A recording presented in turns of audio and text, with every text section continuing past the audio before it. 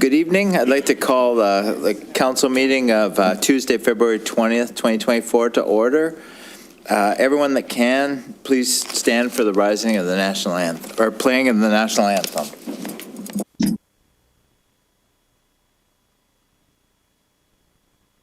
Oh, Canada, our home and native land, true patriot love in all of us command. Carton brasse porter le pays, il sait porter la croix. Ton histoire est une épopée des plus brillants exploits. God keep our land glorious and free. Oh, Canada, we stand on guard for thee. Oh, Canada, we stand on guard for thee.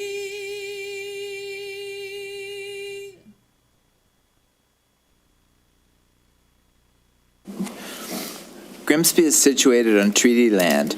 This land is steeped in the rich history of the First Nations, such as the Hattawindaronk, the Haudenosaunee, and the Anishinaabe, including the Mississaugas of the Credit First Nation. There are many First Nations, Métis, and Inuit people from across Turtle Island that live and work in Niagara today. The regional municipality of Niagara and the town of Grimsby stand with all Indigenous people, past and present, in promoting the wise stewardship of the lands on which we live. Are there any disclosures of pecuniary or non-pecuniary interest? Seeing none, are there any amendments to the agenda this evening? Victoria? Yeah, we have 3 amendments today. We will be moving the Public Works report to be considered after the presentation from WSP Canada Inc. as they're relevant to one another. We will also be moving the Community Services report to be considered following the PKC project team presentation for the same reason. And then we've received a notice of motion from Councillor Bradzi that will be read under the notice of motion section of the agenda. Great, thank you, Victoria. Can we get a mover and seconder to approve the agenda as amended? Councillor Bradzi, second by Councillor Frank. Moved by Councillor Bradzi, second by Councillor Frank. Resolved that the February 20th, 24 council meeting agenda be approved as amended. All in favor? And that's carried. Our first delegation is Laurie Laird. We were happy to raise the flag last week. And Laurie, welcome to the podium. Nice to see you again.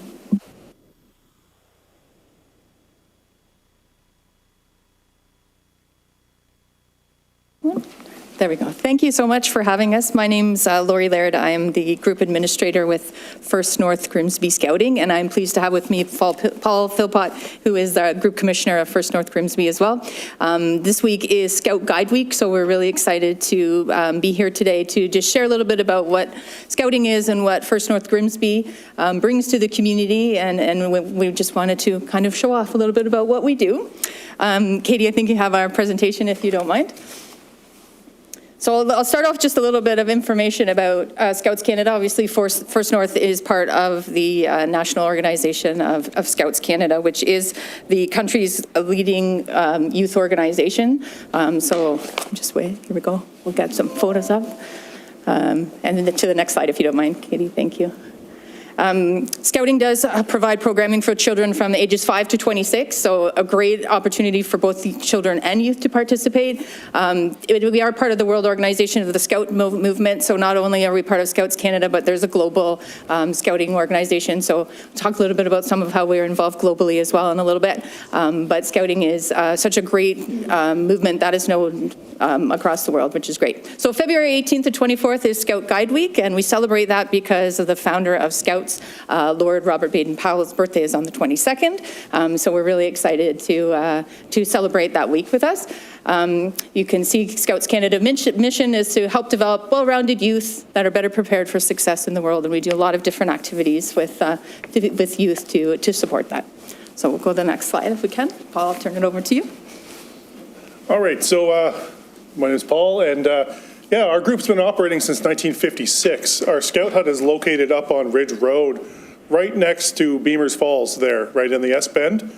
Our major sponsor is the Royal Canadian Legion, Branch 127, and currently we have about 80 youth from 5 to 18, and we have Beaver Colony, 2 Cub Packs, 1 Scout Troop, and a venture company. And we currently have 16 volunteers, and we're always looking for more. Correct. They start off with telling you it's only 1 hour a week, but it's not true.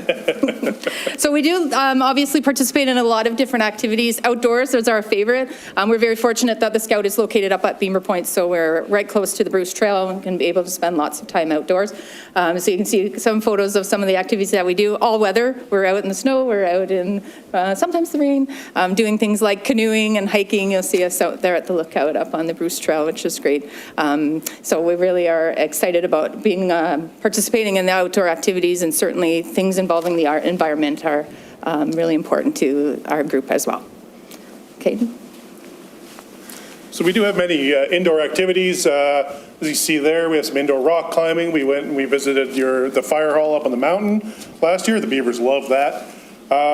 We have Halloween activities all the time. I'm the banana in that one photo. We do actually spend a lot of time with Beamsville Scouts and Vineland and Winona sometimes. And just last week we had our major Cup Car rally where all the kids got to race their Cup Cars and their Scout trucks at the Lincoln Community Center.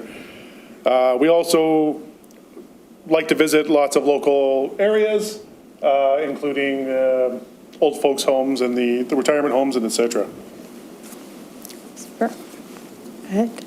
And camping obviously is one of our favorite activities. Camp Wetaskiwin down in St. Catharines is one of our favorite places to visit, our closest Scout Canada camp. But the kids really, really enjoy getting out and camping.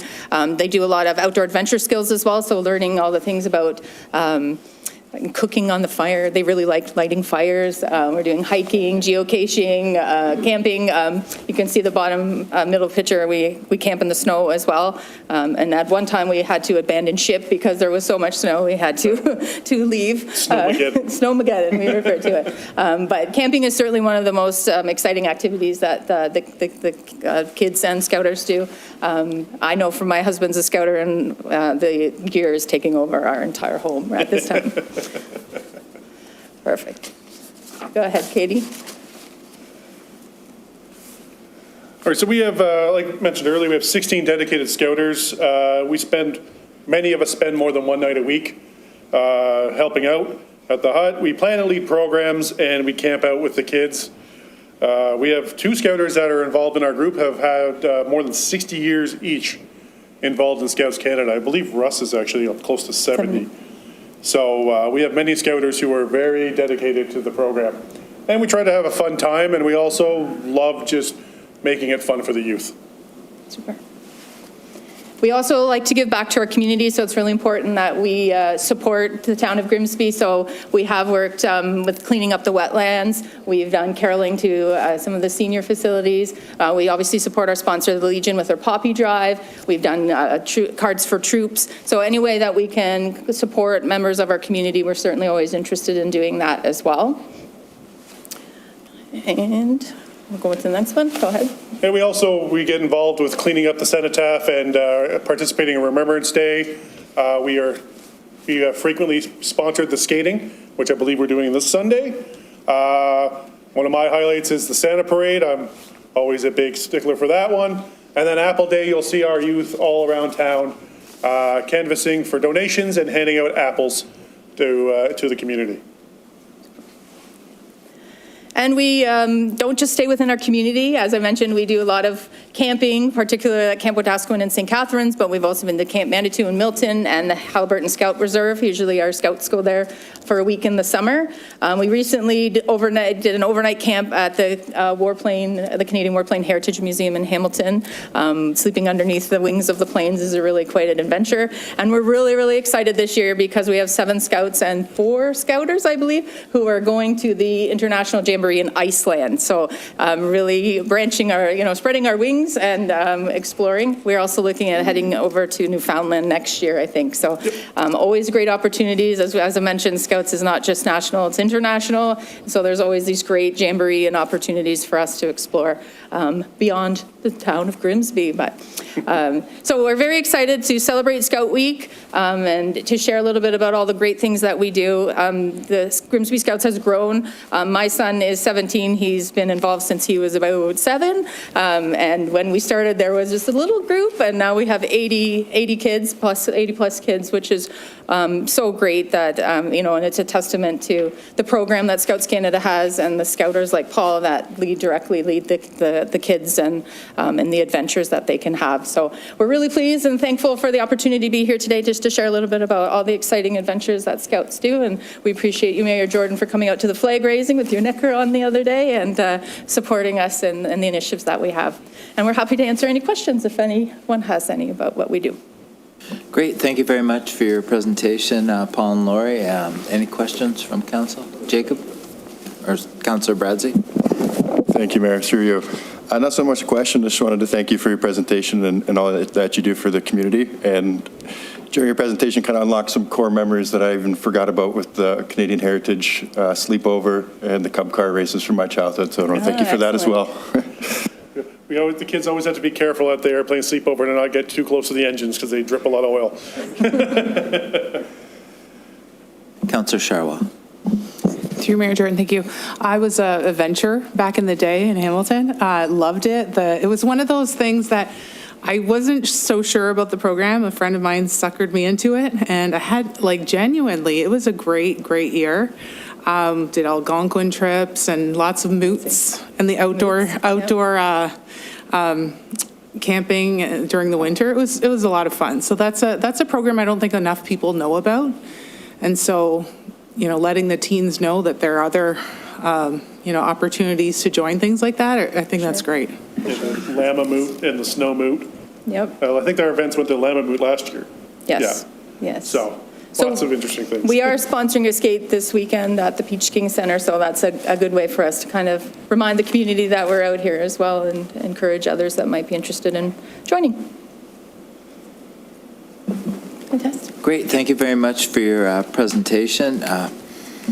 Moved by Councillor Bradsey, second by Councillor Sharwa. Resolved that the delegation from Paul Philpott and Lori Lair be received. All in favor? That's carried.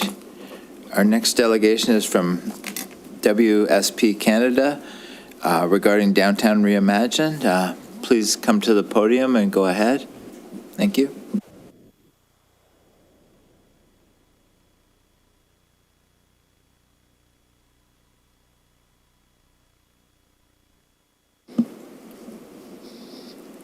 Okay. Well, good evening. Thank you very much for having us this evening. We are very excited and happy to be able to present really the outcome of at least the visioning component of Downtown Reimagined this evening. So again, thank you for having us. Next slide, please.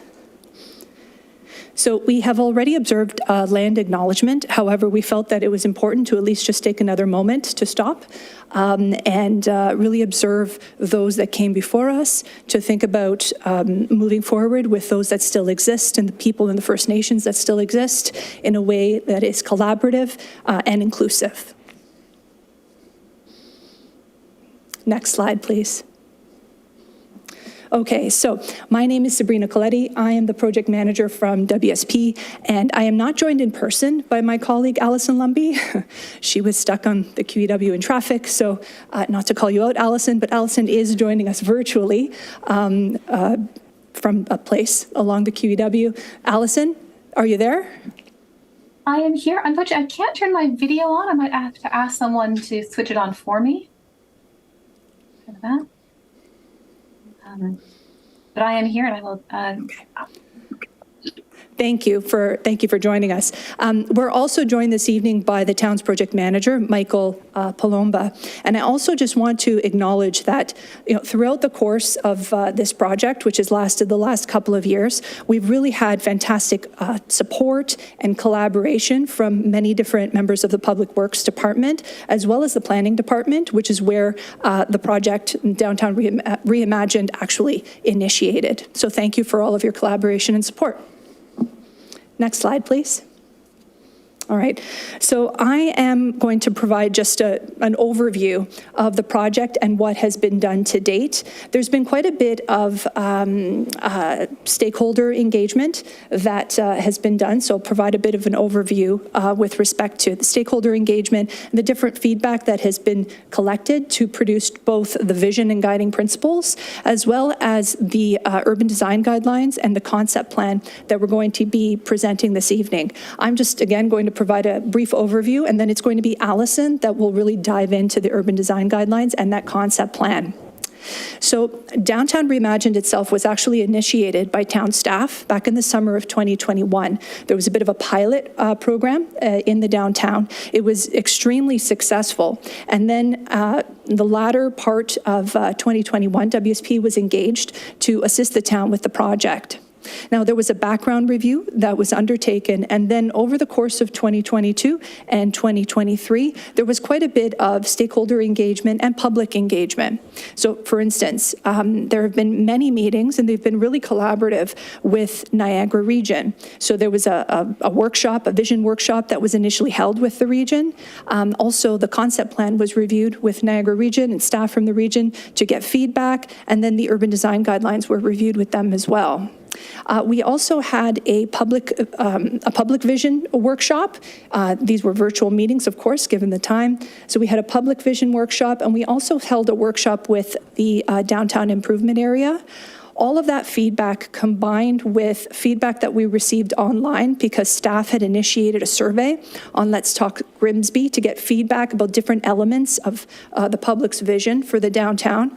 All of that was really brought together in the vision and what we initially called strategic priorities that grew into and evolved into guiding principles that Allison will review this evening.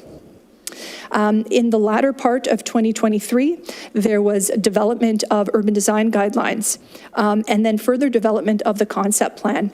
And actually, different versions of the concept plan were presented to the public at a booth during during the happening in mid-2022. All of that feedback was taken to refine the concept plan and develop the urban design guidelines, again reviewed with the region, but also presented to the public in a public information center in November of 2023. Edits and updates were made to those urban design guidelines and the concept plan, basically resulting in what's going to be presented tonight. So after tonight, we believe that this will conclude the vision component of the project itself. I know that town staff had detailed design that is planned to last over the course of 2024, and then construction is planned, as I understand it, for 2025 and 2026. Next slide, please. So just to provide a brief overview of the area, when we say downtown, what the study area actually includes. So it includes the public realm and also the buildings fronting onto Main Street from Mount and Christie Street to just beyond Elm Street. However, there is an area of influence that is part of the downtown that the guidelines can be used for any applications for development. They can still be used for that area of influence. Okay? And with that, I'm going to pass it on to Allison to go over the guidelines. Allison. Great. Thank you very much, Sabrina. So I'm going to, in mindful of time, take a relatively high-level overview of the purpose and how the public realm update urban design guidelines are intended to be used. and how they're meant to inform the future of the Main Street area and overall the wider downtown. So staying on this slide, I'm going to start with kind of how it's really important that we highlight the public realm update for the urban design guidelines is not itself policy. However, it lives within a wider policy context and is essentially a mid-level tool within that context to help achieve the vision for Grimsby's downtown. In simple terms, essentially what it does is establishes the look and feel and the expectations for the Main Street. This wider policy context includes higher level regional guidelines, such as the Niagara Region Official Plan, which are intentionally general and flexible enough to allow for municipal level individualization. The regional level policies flow through and inform our urban design guidelines, which set out that vision and expectations for the Main Street. The guidelines are made implementable at the municipal level through local policy, such as the official plan, the zoning bylaw, and the site plan approval process. So all of these come together and work together. Furthermore, the Downtown Reimagined project builds from the Downtown Grimsby Community Improvement Plan and associated Downtown Grimsby design guidelines, which were prepared in 2010. So this document that we're presenting today is truly an update to those documents and is meant to be read as an augment and as part of a series of documents. It addresses changes that are related to the concept plan that we'll share for the Main Street that have been developed through the Downtown Reimagined project, informed by that public engagement and the feedback we received throughout all the activities in that. And also incorporates some updates to reflect current best practices that have emerged since 2010, with emphasis on socially conscious and inclusive design, accessibility, and approaches to placemaking and placekeeping. Can we move to the next slide, please? So as Sabrina just touched upon, the public realm update has been prepared specifically for our study area, which is the concept plan area along Main Street between Mountain and Elm, and also addressing that Ontario Street intersection. However, because the guideline has been prepared so specifically for that, there are content within the document that may not be directly applicable to areas outside of that core study area. For instance, when we're discussing things such as the ultimate width of sidewalks and the potential for flexible spaces within this area, they may not be directly relatable to other spaces. However, while those details may not apply, the expectations for future development, which are expressed through the guiding principles and the guidelines of the update, are relevant beyond the study area. And this is what has led to that establishment of the area of influence. It is the expectation being that while they may not be following the line of the guidelines, they are still informed by the expectations and the outward view and the aspirations that are captured in here. And that zone of influence or area of influence encompasses roughly a block outwards from the Main Street study area. We can go to the next slide, please. I would like to talk for a few minutes about the purpose and the structure of the public realm update. As mentioned, the update is essentially a tool which is set out in three parts. The first is the introduction and overview of how the different parties who might be using the guidelines at different stages throughout the development process. This ranges from informing future and private public development projects, as well as being used in the review and evaluation of development proposals. From that introduction and that how-to essentially guide that we have in the document, we go into the vision and the guiding principles. The vision is essentially the statement of the what. It's a declaration about the future of the Main Street, and it's been honed in to focus on what has been determined through that consultation process to be of most importance to the community. That vision is then supported by a series of guiding principles, which are in effect the why. So we said, here's the what we're going to go to. Guiding principles describe why we want to get there. And they form a framework for decision-making by describing the core expectations and commitments for development that we're expected to see. For instance, prioritizing pedestrians, and going through those kind of processes of sustainability and those expectations that we'll touch on further as we get into the guidelines themselves. So from that vision and guiding principles, they are then realized through the focused guidelines. The guidelines are essentially the criterion, and they describe the how the development is to achieve the vision. So for each guideline, it touches on the reason the criterion or the guideline is important for Main Street, and therefore by wider implication, why it's important for the downtown Grimsby, essentially describing the purpose or the intent it serves, and then how to successfully measured. So how well a proposal achieves the intent. And it's really important that we talk about the intent here, because over time, standards and techniques do change. And so the intent is how you may judge a development where a standard has moved on or evolved in time.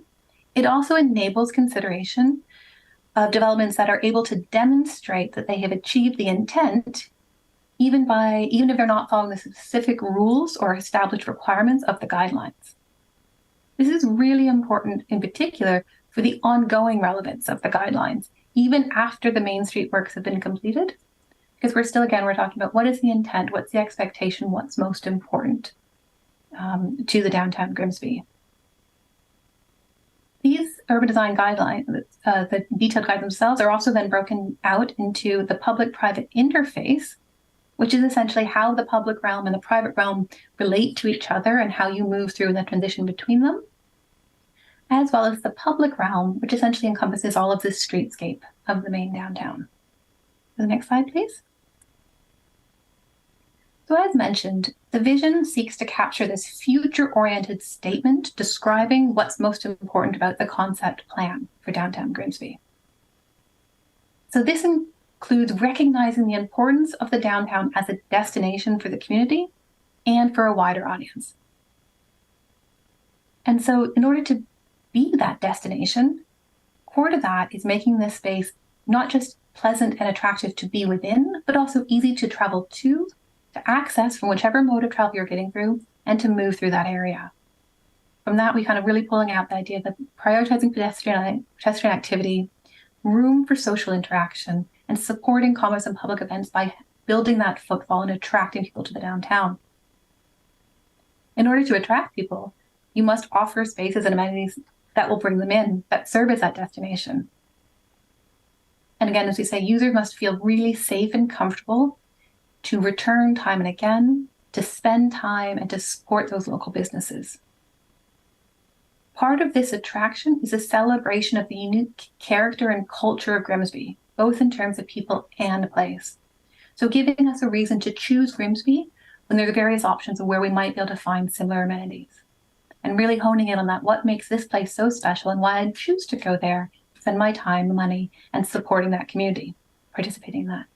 I have the next slide, please. So that vision, that what, is then, as we said, we kind of come into the why. Why are we trying to do that? What's most important? And what are we expecting any sort of development, private and public, to seek to achieve? So the kind of highlight of that coming forward, and this was developed through that engagement process, is really prioritize and putting pedestrians first.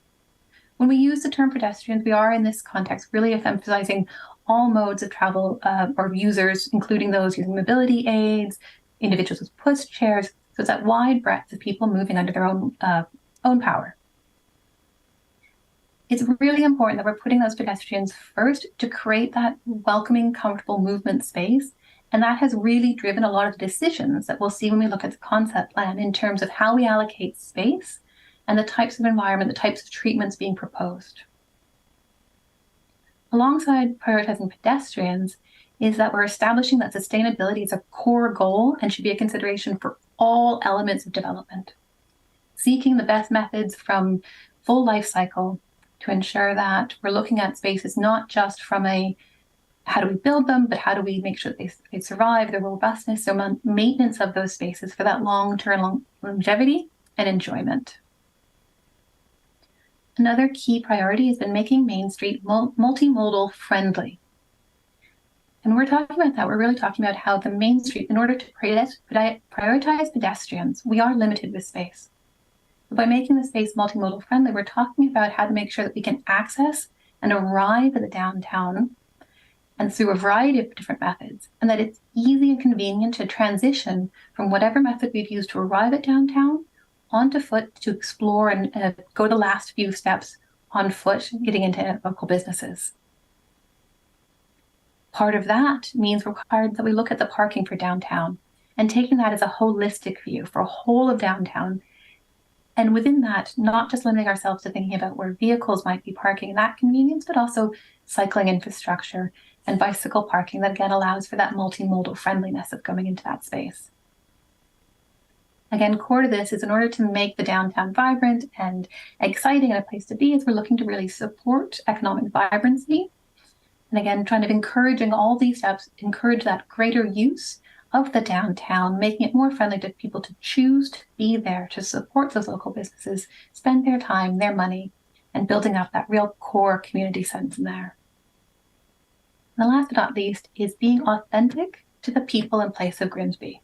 That's past, present, and future. So we're envisioning what Main Street is to be. We're not dropping in an idealized view from a different community or from things. We're really looking at and building out from what is important and special about Grimsby and downtown's Grimsby. Building from that, so it's really truly a space by and for the community. Next slide, please. We then move into the guidelines. So this is where we're getting into the more nitty-gritty, the more refined, specific requirements. And so we start with those in the public-private interface. That public-private interface is really that transition zone between within the buildings or private properties and that outdoor public space of the public realm and the streetscape. In this, the public-private interface really does build strongly off those 2010 design guidelines. And they're reinforcing those considerations that are already well established towards consideration to the cultural and heritage of the site, the area, scale and massing of buildings, and any new development to make sure that it's welding well and fitting and meshing into that downtown core. It's really important that we're emphasizing techniques and processes that allow for considerate design without pastiche. So you are celebrating that evolution and that ongoing growing culture of Grimsby and what it is to be in the future. We talk about the transitions. Transitions are really important because, again, they're integral to the ability to be within that space and to use it and move through seamlessly.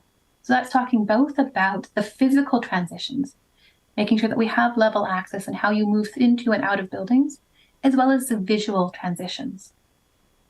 That sense of other people is one of the most powerful drivers for our sense of comfort, the sense of animation activity, and our desire to go back. Seeing other people using that space encourages us to come and explore and spend more time.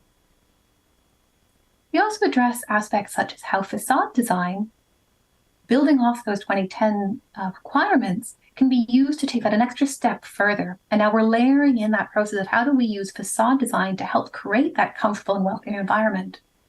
And now we're considering aspects such as how the form of buildings, the use of awnings, the treatment of windows and character of those buildings can actually soften things like winter conditions and creating a more comfortable environment, provide that sense of shade, ensure that we're creating that human scale, and really making that space vibrant and feel good to be in. This applies as well to things like store frontage and signage, allowing enough flexibility and creativity to create that dynamic and that interesting and vibrant space with different character going on, while still ensuring that we're considering things like safety, ease of movement, avoiding blockages, and how to kind of celebrate that space, protecting for that wide and prioritized pedestrian space. Another key aspect in this is murals and public artwork within that private public space, and the potential for integration of art in the private realm that is celebrated and contributes to the public realm and the character of the space. Next slide, please. After we go through in depth about the private realm, the public-private interface, we then move to the public realm. And this is really talking about the heart of what the concept for the downtown Grimsby Main Street is, and that streetscape zone of the Main Street. So building off those key priorities we talked about how do we integrate sustainability, accessibility, pedestrian priority, creating space for social gathering, and celebrating and reinforcing that downtown character, we put in guidelines that address things like streetscape design. In terms of the spatial allocation, considerations to user safety, accessibility, how you move through, and thinking not just about that from a physical sense, but the visual and the feel of the environment. How do we make sure that we have intuitive wayfinding and people are able to easily understand how to get through spaces, how to access buildings? We think about the character and the style. Really important with the quality of the downtown is that every selection we're making, every choice of material from the paving to the furnishings contribute to that overall sense of character and unification of the environment. Without being bland or kind of simplistic, we actually want to have enough diversity that, again, we're adding that dynamic interest and activity to space. This also applies in the way we use lighting and signage, making sure that they're not tag-ons or additives that can be detracting or actually sometimes obstructive to the use of the space, but that they're contributing to that overall character, and that every decision is considering is how is that influencing me as a pedestrian using and being comfortable in that space, while making sure that we're still being safe and suitable for all users, in particular vehicular, and protecting for their uses. Really fantastic about downtown Grimsby is the alleyways and the laneways and how we make best use of those, really celebrating opportunities to look at those as that integration, that transition again with private and public spaces, how to ensure that they allow for that permeability that is so important in a downtown core. We were talking about that ease of arrival and convenience of arriving and being able to move through that space. When you think about the east-west transitions, it's really important we also have those north-south transitions that allow for that flexibility and movement through the downtown core. Parking in flexible spaces is another really key area, and a kind of focus in terms of how that could be achieved and what's being set out as a potential for the future. So considerations to alternative modes where we say, where is parking required? Where is it suitable to have on-street parking? How does that get determined through the detailed design process? And what are the opportunities to consider spaces that are often allocated to parking for alternative uses, whether on different peak times or throughout the year, to really make sure that you're maximizing every square inch you have in that downtown core and along that main street. That leads itself into, again, sidewalk cafes and patios. How do you celebrate and allow that intermingling, that transition of public and private spaces together to, again, building up that vibrancy, that different uses, the different environments, and the multiple reasons why I would come to downtown Grimsby and the Main Street. We talk about, we set into guidelines about how to improve the street greenage, and so not just about how often, for instance, you put street trees, but what steps need to be taken to ensure that they have the most maximum ultimate conditions in order to grow to their full mature height, be supportive, and actually reduce the maintenance and burden of them while they contribute to creating that comfortable environment. So considering things such as how often do we need to be spacing trees to provide for that shade that makes that environment feel good, for that greenness of the environment, to again celebrating that rich heritage and that sense of established community. As well as another section of that is looking at fences and walls and enclosures and boundary treatments. In particular, we have private open spaces abutting onto that streetscape zone. So how can we achieve enclosure and allow for those types of uses to define those spaces, but that it doesn't become a barrier or kind of a visual blockage, but they actually feel like a community. It feels like you can see through. And again, we talked about with that transition, those visual transitions. The awareness of other people within those private spaces contributes to the quality and the comfort and character of the downtown Main Street. Next slide, please. The next section that's kind of built into that is public art, and that really the opportunities for community expression in the downtown and celebrating that already really rich artistic community that exists in Grimsby. And so we're looking at ways of saying is artwork shouldn't always necessarily be something that you just tag on and you find a place to put something. It reads stronger and it creates for more message when it's actually integrated to the very fabric of the downtown and that Main Street character. So what are the opportunities to think about artwork beyond the traditional an object in a space? Already done is those amazing murals and that approach to that. And so are there opportunities to enhance on that and think about almost living galleries of spaces that have that blend that public and private? Are there opportunities to bring artwork in to the furnishings, to the furniture, to the materials, to the treatments of the public realm? Again, are there opportunities to really hone in on current trends and celebrate and draw people in for such as Instagrammable selfie moments? When we're encouraging artwork that asks people to participate with it, interact with it, celebrate, take a photo, post it on their online media, and remind people that, hey, I just went to Grimsby and it was fantastic. I saw this, I took a picture of myself doing these wonderful things, and I popped into the local shop, bought myself this, and I grabbed my coffee from here. So really, again, building up that whole story, that draw, that attraction, that destination for Grimsby, and just making it a really fun and exciting and welcoming place for those both residents and those visiting. Next slide, please. So within that context of the vision, establishing that long-term what we're trying to get to, the guidelines that describe the guiding principles that describe the how, and those guidelines that describe the how, guiding principles that describe the why. I'm getting my own there. We then come to that concept that we've developed for the Main Street. As Sabrina mentioned, this has been developed through iterations and multiple opportunities for feedback and input across a variety of different activities and engagement forums. It essentially represents those core guiding principles and that vision for what we want to achieve. So without going into too much detail and consideration of time, there's some really important things we want to highlight. So one of the first things that kind of really stands out is that emphasis on that public space, that pedestrian priority movement.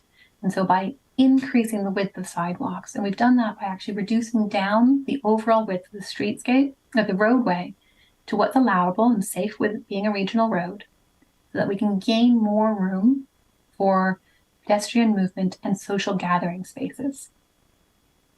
By doing that, what that allows us to do is to establish a continuous thoroughfare against the building frontages that allows for ease of movement while allowing us to create a curbside zone for landscaping and furnishings and spill-out spaces such as patios.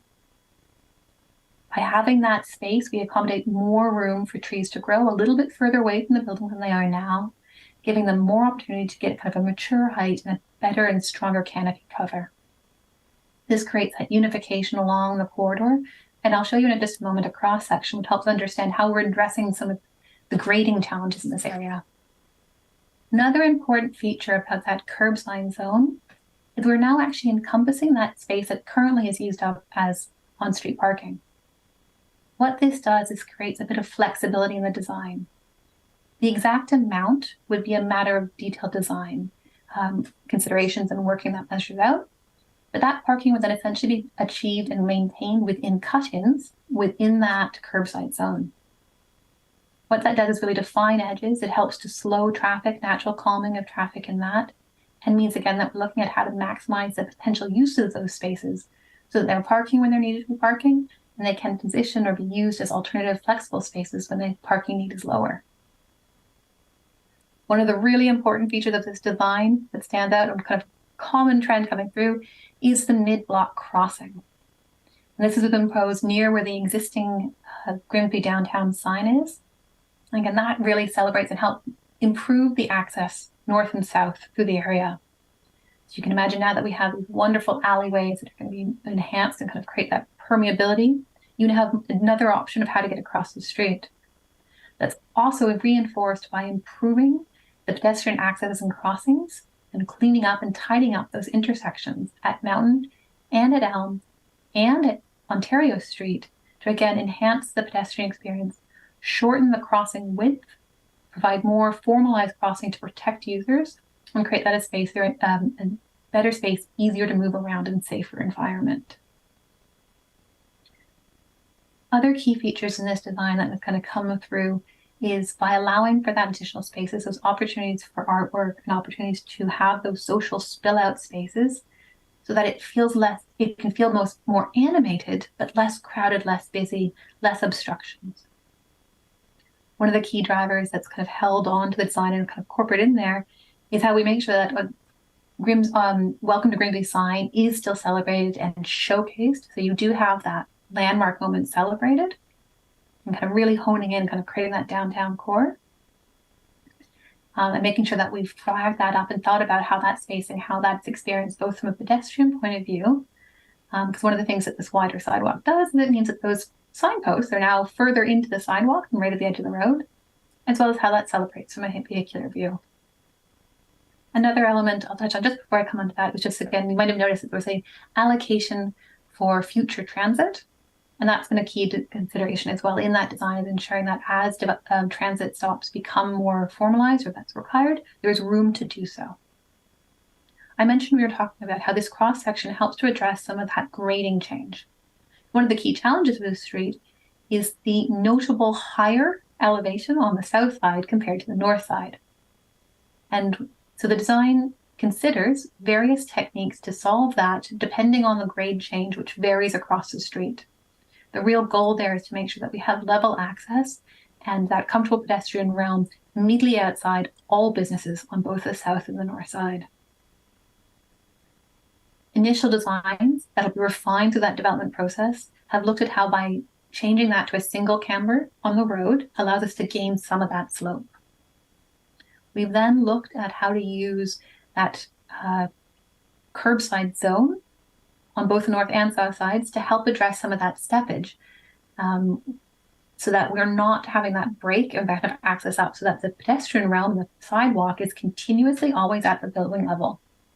With these alternative methods of how you come down to the street, with enough grading that we can have steps in some areas and sloped paths in some other areas to allow for that full accessibility.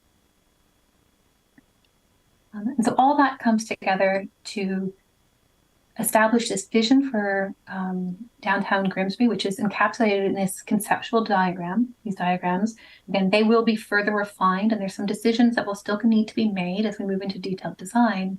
But those guidelines, that vision, guiding principles, and those guidelines will help make those decisions, making sure that we're maintaining that focus on what's a priority and has been established through the community as what really matters to make a really wonderful, exciting, welcoming, and beloved downtown Grimsby. Thank you very much. Thank you very much for your presentation, both of you. And can I get a mover and seconder to receive the presentation? Moved by Councillor DeFlavio, second by Councillor Howe. Moved by Councillor DeFlavio, second by Councillor Howe. Resolved that the presentation from WSP Canada Inc. be received. All in favor? That's carried. Up next, we have Michael with report DPW 24-03. Go ahead, Michael.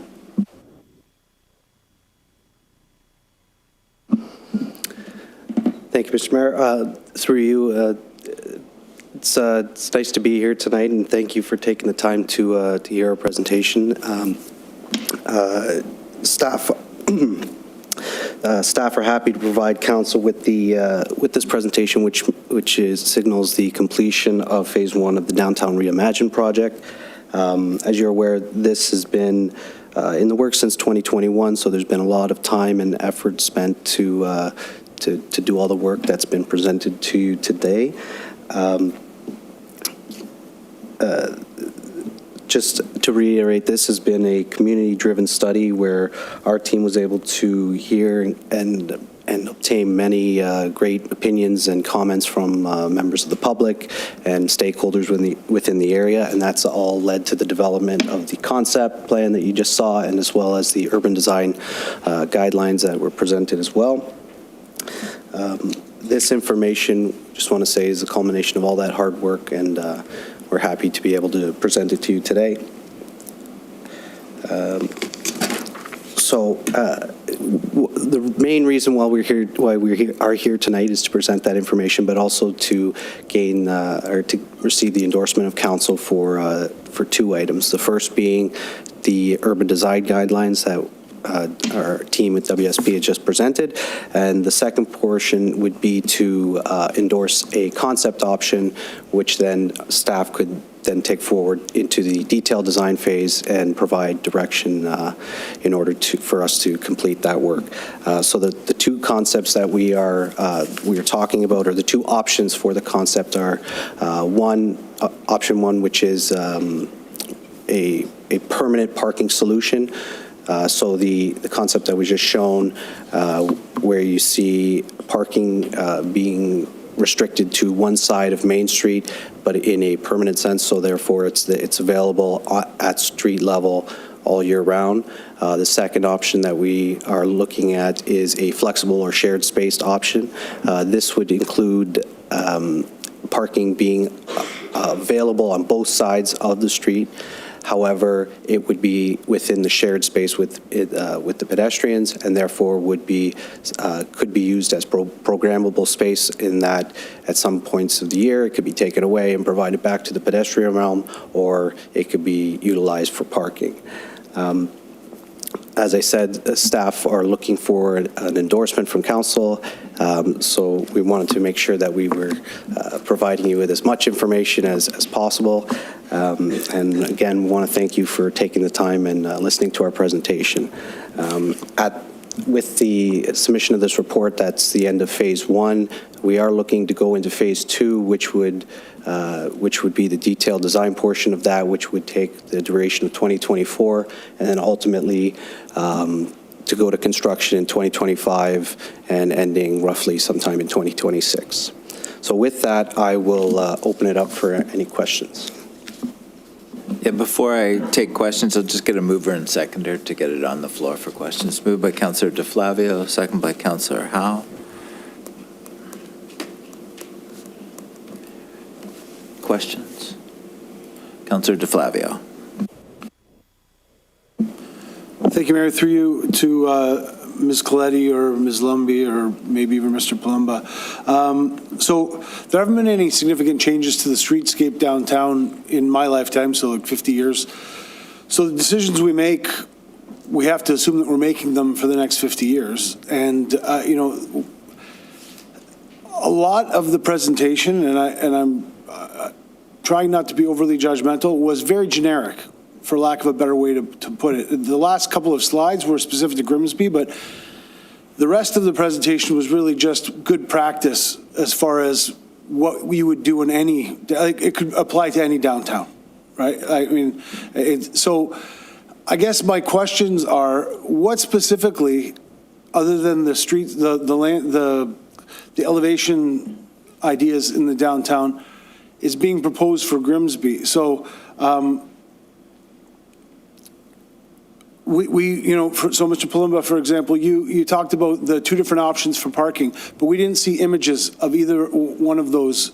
We saw a conceptual drawing of one, but we don't know what that looks like in real life. So you're asking us to make a decision based on something that we're not familiar with. We haven't seen it in real life. We don't know what that looks like. We haven't gone to see it in practical use in anywhere in other municipalities. So it's hard for me to make a decision based on a concept that I haven't even been able to envision. So if you've got more that you can share as far as that is concerned, then I'll follow up with a few more questions if you don't mind.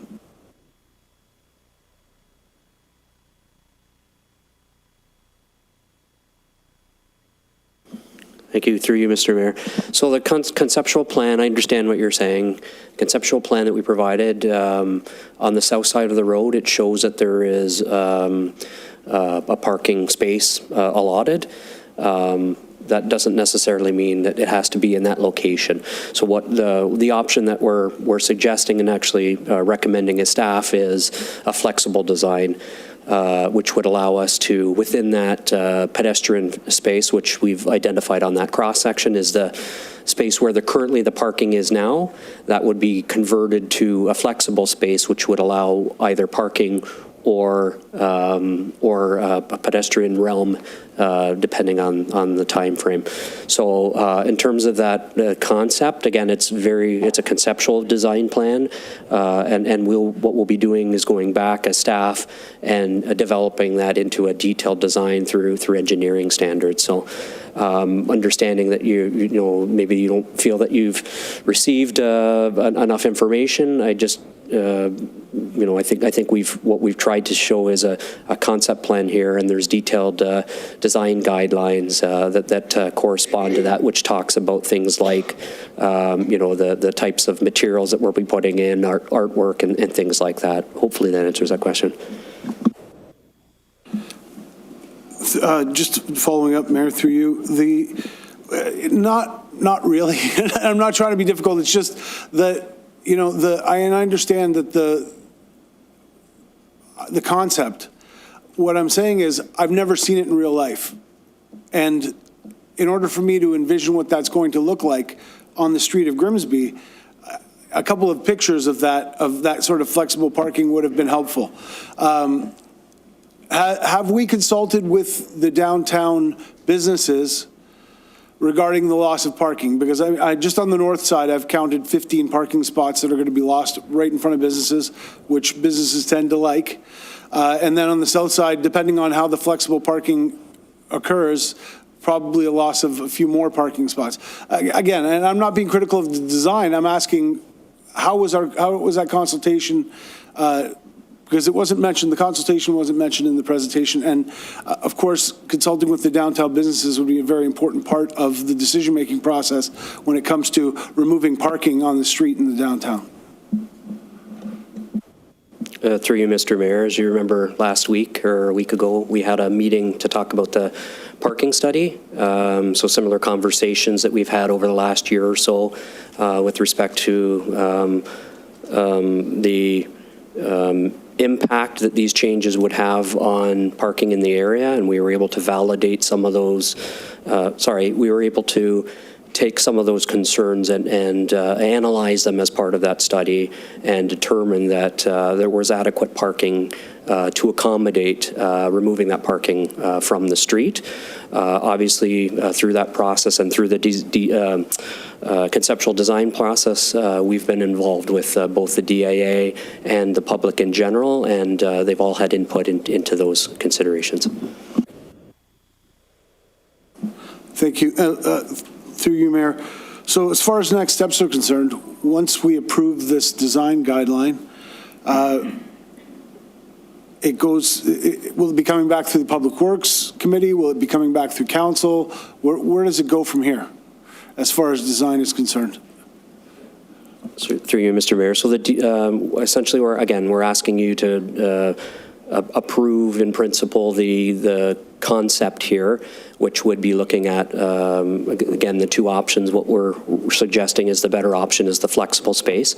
From there, if we obtain council's approval, we would use that concept or that idea or those principles that we've established through these design guidelines and the concept that we're asking for your endorsement on as part of the detailed design process, which would involve us bringing in a professional engineer to deal with the nuts and bolts of how we go and design this and build this. Even that process that we're planning on completing over the course of the year, we'll have multiple engagements with the DIA as through that process. So again, with the construction coming, we've already had initial conversations at the DIA meeting last week. Just communicating that obviously this is going to be a huge project and a huge challenge for us and them in terms of it's going to be an impact to their businesses, and we're going to look at ways how we can mitigate that impact through the conversations with them, through their input over the next year. Through you, Mr. Mayor, to Councillor DeFlavio. I just was hoping to add to the responses provided by Brandon already, and really just address your comment about the generic nature of the concept. In fact, as Brandon mentioned, there was quite a bit of engagement that was done with the DIA, but also with the public. And we challenged, we did not provide every detail, of course, the design guidelines were the focus, but we did challenge and put forth ideas such as one of the big debates early on in the project was bicycle lanes. So there was a desire from the on the part of the region certainly to provide bicycle lanes, but given that it's a regional road, there would have to be separation. And in a downtown area, which is typical in any downtown area, the right-of-way is very, very narrow. So what we heard very clearly was, no, we want to prioritize pedestrians, and that's really where that came from. That is absolutely the feedback that we received from the public. We also heard that from the DIA. We want that foot traffic. We want that foot traffic coming through we don't just want people zipping by on their bikes. Although, there was discussion about, well, will they zip by or will they stop and walk around? So that's why there's actually that solution that goes to the south, or the bicycle lanes go to the south along Alvin Murray. That was bespoke to this particular project, and that came out, or that was an outcome of that particular project, and engagement both with the region, but also with the DIA and the public. So I would offer that, although it may seem generic, of course, prioritizing pedestrians, that's actually specifically what we heard from the public, is that was the priority.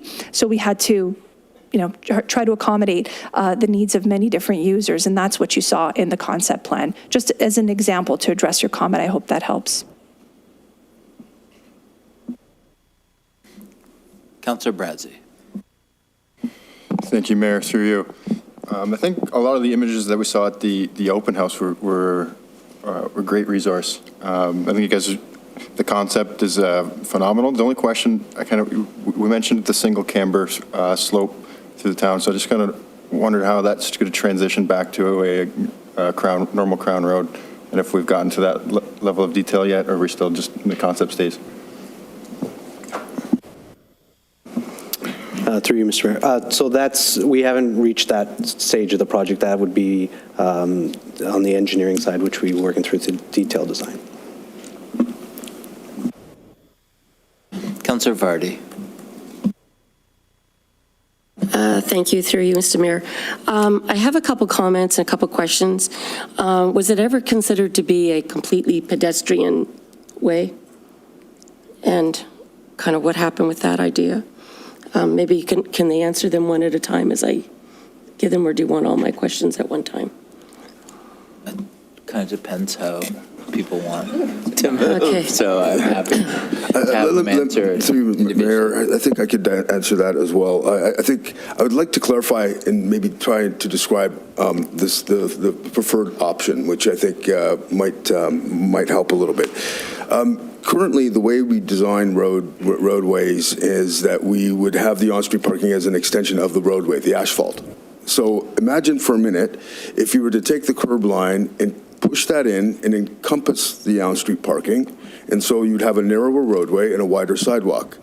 And what we would do with the on-street parking is it actually becomes sidewalk space, but it's mountable, meaning that the cars can mount onto that sidewalk and park when we would enable parking to happen there, but we can also then remove the parking or not allow it to happen, and it would revert back to sidewalk. Currently, the way it works is when you don't have cars being parked on the street, is usually you have a very wide asphalt roadway. It consumes a great deal of the downtown perceptions of the downtown, and of course, when it's not very busy, it just looks like a big wide street that's not well utilized. So the idea is that by narrowing the roadway and giving it and creating a boulevard that's actually an extension of the sidewalk that's mountable by cars if and when we want to use it for that purpose, it allows for the flexibility for it to become parking or no parking. But when it's not being used for parking, it's actually reverted back to a more appealing pedestrian amenity space.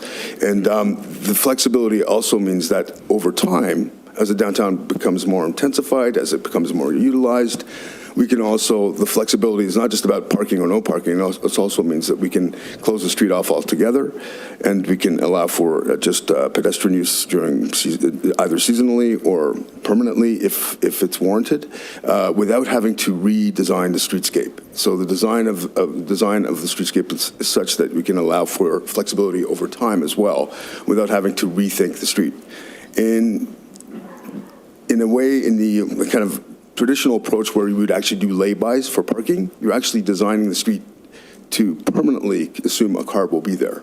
This is to assume that we would allow for a car to be there using other elements like planters or benches to delineate where the parking space is without having to actually call it a parking space, if that makes any sense. So other places that you will see this, I just want to point out places that you can see in Niagara, Pelham. If you've been to Pelham any time recently, you'll notice what they did on their Main Street is exactly what we're talking about. It's a mountable curb space. It allows for driveways to occur and the evolution of the downtown to occur without having to redo the streetscape. It's a really flexible design that expands the pedestrian realm without having to commit yourself to one approach or the other. The other is King Street in Kitchener, Granville Street in Vancouver. They've done that as well. Huntsville in Ontario, and also recently Midland has done it to their Main Street as well. All of those places have done that approach, and I'm happy to share pictures and photographs of all of those streetscapes. Each of them have done it in a different way in terms of materiality, but the concept is the same. Okay, thank you, Harold. I hope Harold hasn't taken up all my time. I'm sorry. My question was only like 30 seconds, and I believe I get 10 minutes. So, what? 5? Oh, but I better talk fast. So do I assume then with these mountable curbs, or these mountable curbs, will there actually be a curb on one side and a curb on the other side so that cars won't mount something they shouldn't be mounting? Simple yes or no, Harold. A simple question, simple response is it is a delineated curb. It's not a barrier curb, it's a mountable curb, so it's actually rolling. It's a rolling It's curb. rolling, but are both curbs, because... Yes, there's curbs on either side. So Okay, but are all curbs rolling curbs? Yes. Could I pull right up on the sidewalk? Yes. On this rolling curb? Yes. Okay, that's good. So... To that, sorry. You're I only get 5 minutes. You're concerned, sorry, through you, No, Mr. no. Mayor, you're concerned about traffic. Just a question. I just want to Okay. be able to see it in my head. Right. So it's not a concern. I'm not Okay. really worried that people are going to be driving and taking out Okay, so pedestrians. I was going to say, there's way that we can delineate that through things like bollards and planters to provide that safety, if that was Okay. your question. Sorry for interrupting. No, it's okay. So the other thing, when you talk about this sort of usable space that we could kind of be flexible, is this similar in some ways to what we did during COVID to allow kind of restaurants to sort of expand their outdoor space? Okay, good. Now, the other thing I want to ask about this, I'd like to see more trees on both sides because I'll always walk on the shady side of the street because it's too hot on the other. And finally, given that we're in essence pushing the traffic to behind the buildings, pushing the parking to behind these buildings, I'd hate to think people, you come into Grimsby through the back door, so while we're focused so much on that front streetscape, attention has to be paid to the back streetscape, because you'll just be looking at a bunch of backs of a bunch of ugly buildings, and having to go through, trying to find your way through a narrow alleyway. So I just want to make sure that we give equal attention to the backs of buildings and not just the fronts of buildings, because that's how people are going to be coming into our town in essence. Through you, Mr. Mayor, just to follow up with that. So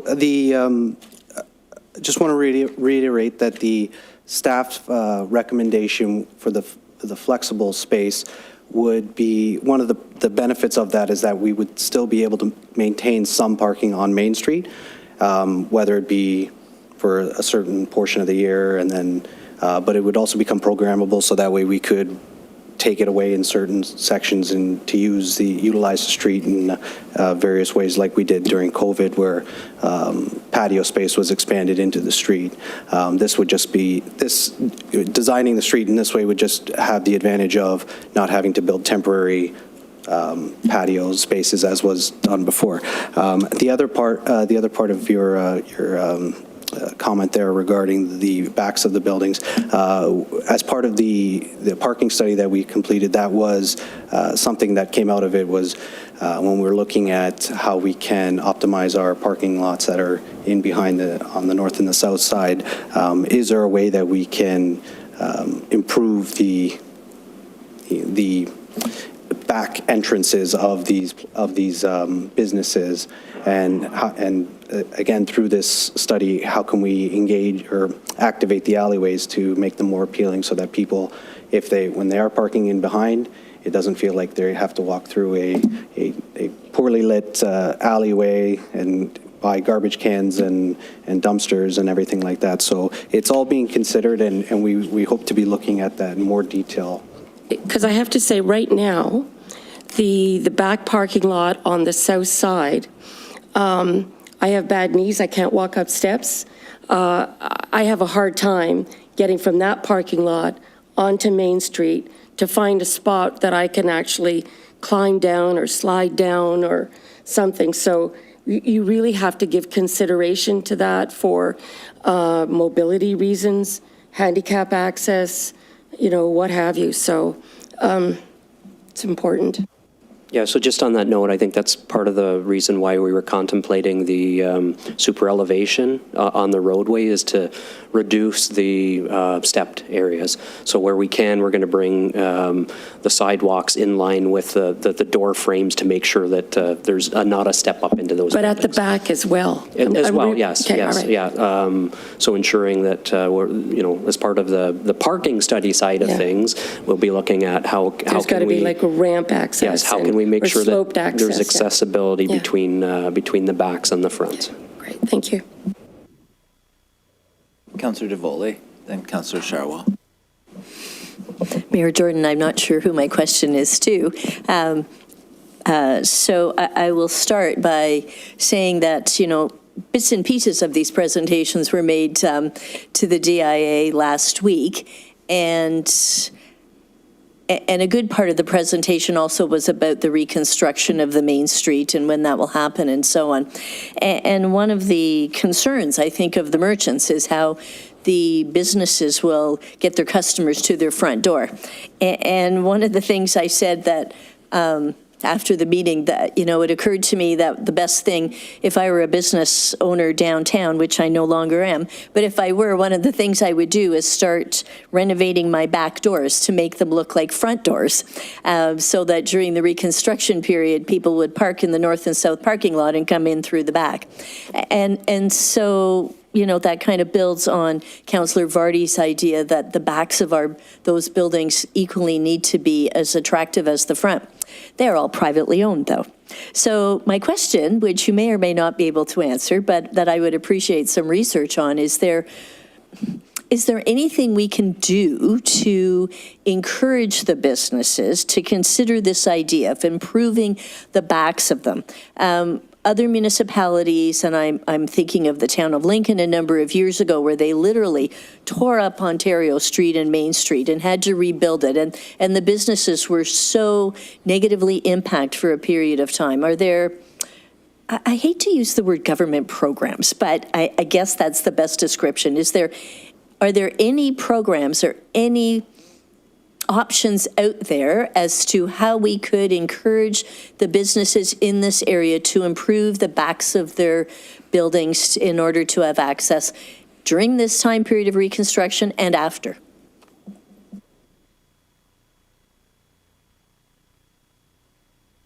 I think the best way is to show it is first of all to have a talk with the different landowners about that option and that opportunity. I think it really hasn't occurred to many of them, and I think it might with as part of a kind of a multi-pronged strategy for how we're going to deal with both the disruption and over the time that the construction is taking place, and how to improve both access and visibility for the businesses. Clearly, that's going to become an option that just hasn't maybe occurred to them, but will need to be considered. And showing and demonstrating how that's done elsewhere is going to be one way to do it. Now, in terms of incentivizing this, I have to take a look at the CIP, the Community Improvement Plan, because the point of the Community Improvement Plan is it enables municipality to apply a variety of different tools, and such as rebates and grants and other types of programs available to a specific area to help revitalize that area. So if I have to take a look at the CIP to see whether that mechanism is available to the municipality, and in that case, there might be ways you can also help to incentivize or help to lessen the burden of a cost associated with the reconstruction of the backs of those merchants. It could be as simple as a paint job, really. It doesn't have to be very complicated, but it's an interesting idea for sure. Councillor Sharwa. Through Mayor Jordan, thank you. I'm going to start off with the things I really like about this. The artwork, the murals, I think that's beautiful, and that's part of like the quaintness of Grimsby that I would like to maintain in the downtown. Everything that, like the images we saw, that they were lovely. Like I could see why people would want to come downtown. My concern, however, is there's two main things. The narrowing of the street. It makes it difficult for emergency situations, right? So if something's happening, nobody can pull over to the side anymore, and there's no way to kind of go down the middle, right? So if fire needs to get through, they can't. If a paramedic needs to get to West Lincoln, then that's going to be a problem. So that's my one concern. The other one is with the parking. I absolutely want the businesses to flourish downtown. I also recognize that the parking spaces, most of the time, they're fully used in the front. So residents are using those spaces, and I don't want to be taking away from residents that would like to shop downtown and that are frequenting the restaurants. So, when we did the parking study, we didn't get a clear answer as far as whether the parking that we apparently have, it's with the assumption that Food Basics parking will always be there, because we don't know that. So I don't feel like we have that permanent location for people, residents that aren't within walking distance, to be able to park and then frequent the area. So I'm wondering if we could, and I do like the fact that you had mentioned that this has worked in other places, and I would just like an assurance. So I'm wondering if we could possibly defer this until Harold, if you could come back and give us those diagrams and explanation of how this has worked in other municipalities, and if at that same time we can possibly look into the programs you were talking about for Councillor DeVoley, then maybe that's the time that we can continue this discussion. I do want to support it. I just want to make sure that it's something that works long term. You, Mayor. Fair enough. I think just to answer the questions really quickly, the magic of the mountable curb is that it enables emergency vehicles, even cyclists and other modes of movement in the unlikely situation of having to need it, where it allows it to happen, as opposed to a barrier curb. So the mountable curb allows for a kind of an open field of space that where an emergency is if an emergency is in fact happening, that there isn't a deterrent or a barrier to that need for maneuvering around vehicles, that it might be stuck there or so on and so forth. So there is a tremendous amount of flexibility in that, and also the mountable boulevard means it has to be built to handle the weight and be durable for that kind of wear and tear that a vehicle mounting onto it would have to be built to a standard that's different than a pedestrian, for example. So there's a certain durability that's built into the streetscape as well. with respect to the parking, and maybe my colleagues are going to help as well with respect to responding to this, but the push for that flexible boulevard had to do with the fact that the downtown isn't quite at a point where we can say with a resounding confidence that if you take the cars away, it'll work, because it's just not at that point where it has it's teeming with success and crowds of people at all times of the year. It's not. The fact is that there's certain times of the week where it's got some good number of quite a bit of foot traffic, but it's not there consistently all the time. And then in the colder months, that changes altogether as well. So the whole idea of a flexible space is that it allows for the continued growth of the downtown and continued efforts towards improving it to build the crowd and the foot traffic, and that would warrant us taking away that parking, not just maybe on occasion, but maybe more in the summer months, and then eventually maybe for the entire year. It allows for that consideration over time, carefully and incrementally, without having to commit to it. So that's part of the reason why we're also pushing for that option, to allow for the downtown the ability to gain some greater success and some more appeal before we start to take away that parking. So I'm not sure how we go about, like I said, I would like to support this. I just want to get an assurance, and I would like some more information about these municipalities that you spoke of. So I don't know if we can do a deferral vote, if that's possible. Yeah, you've already spoke, so you can't do a deferral. You'll have to do it in the second round. Councillor Frakes next. I won't take too long. Thank you, Mayor. I think Harold has answered most of the questions. I'd like to thank you for your presentation, first of all. But like Councillor De Flavio, I didn't really see where this was going until you got down to the last one or two slides. And I refer to slide 14, for example, where you've listed a number of the designs or redesigns of downtown street, which would make a lot of sense. But of course, we don't get a good picture of what that looks like, except for these ones which are probably taken off the internet, whatever.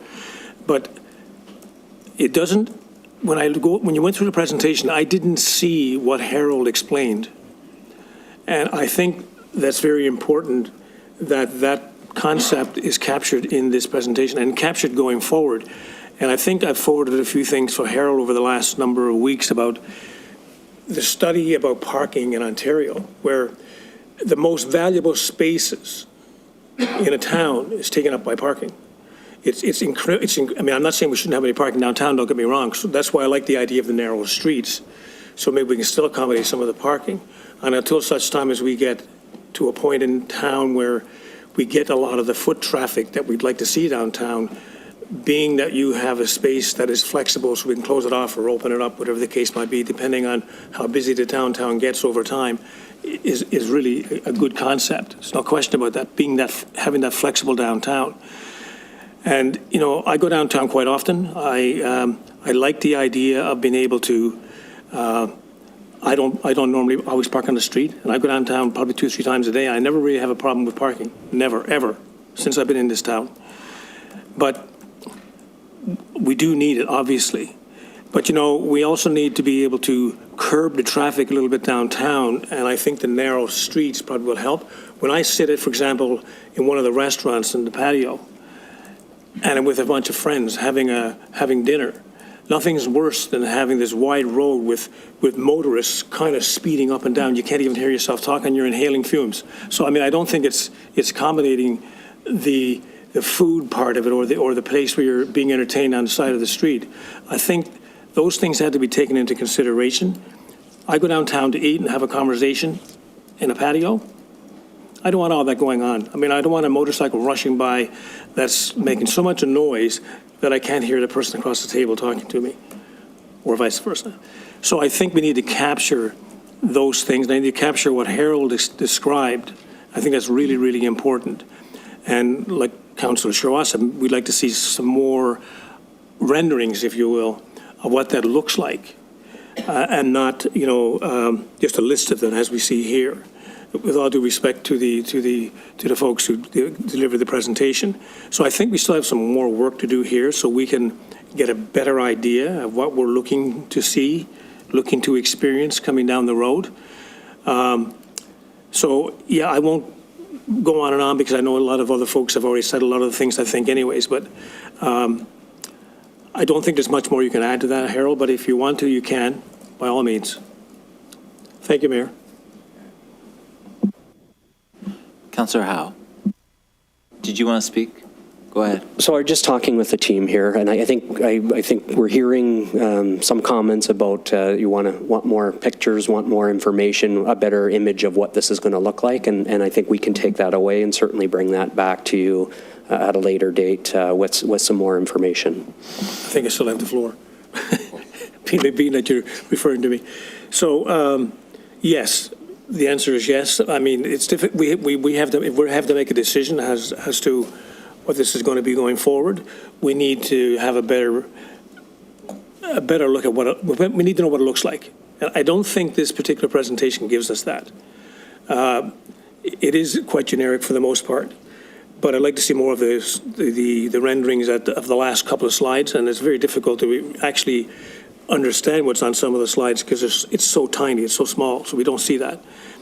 And one of the other questions I wanted to ask, and Councillor Vardy just reminded me of it, and that was, is this new space that we're going to have downtown, we'd pass that by the fire department for their test as to whether they can access the downtown spaces as well? I'm assuming you do that. That's one of the things on your tick list, I'm sure. Thank you, through you, Mr. Mayor. It's certainly something that we would communicate and be in close contact with the fire department. I think just hearing the comments again, I think looking at the current structure is you have 2 lanes of traffic with 2 lanes of parking, and essentially what we're trying to do is take those 2 lanes of parking and convert them to flexible space. So ideally, it will be a very similar situation with the flexibility of that parking being converted back and forth with pedestrian or parking space. Am I still within my 5 minutes? Sorry. One other thing. We talked about trees, and I love trees.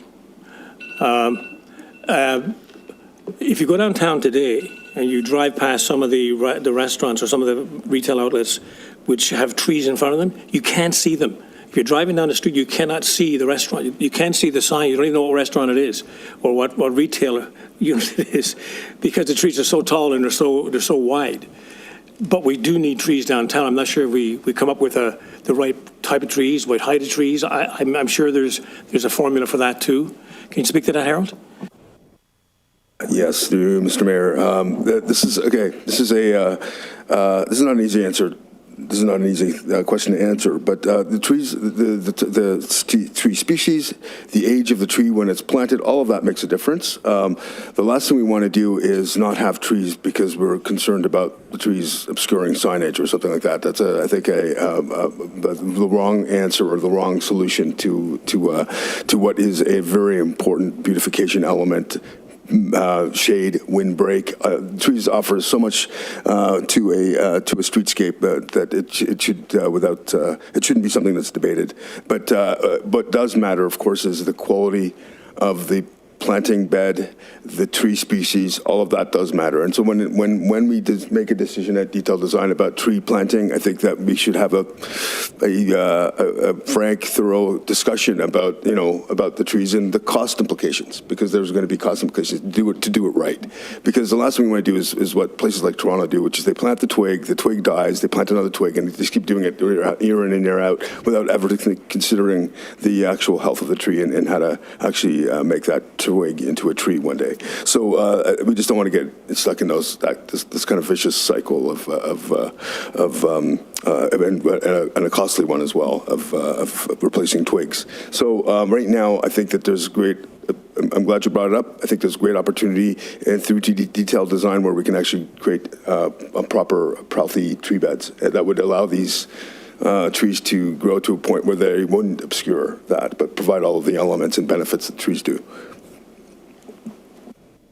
I think Allison had a comment too, if you don't mind. I just wanted to add to what Harold's saying as well. It will be kind of resolved in the detailed design, within the urban design guidelines themselves, we do have considerations set out about how to coordinate tree planting with those considerations such as facade treatments of buildings, building signage, and that circulation, to think about the whole space as that cohesive. So that is addressed as a guideline in terms of what to think about in the detailed guidelines to take forward into the detailed design. Councillor Howe. Thank you, Mayor, and through you. The motion you're requesting is, there's no dollars attached to anything that we've talked about here. What they're asking for is an endorsement to take that next logical step for them, and that they can come up with a few more concrete ideas, a little bit more interaction, the quote-unquote public-private interface. I learned one term, and that's going to be the a breaker of deals, so let's face it, as we try to make sure that businesses stay vibrant. But at this point, no money's being spent. We're just saying we endorse it, go away. They're going to come back to us when there's dollars attached to it, but they've got to be given the okay to go and make the juices flow. Let's say the concepts, the design, what's it going to look like? How can we do it? And then they can come back with dollars to us. But right now, they're not spending any money.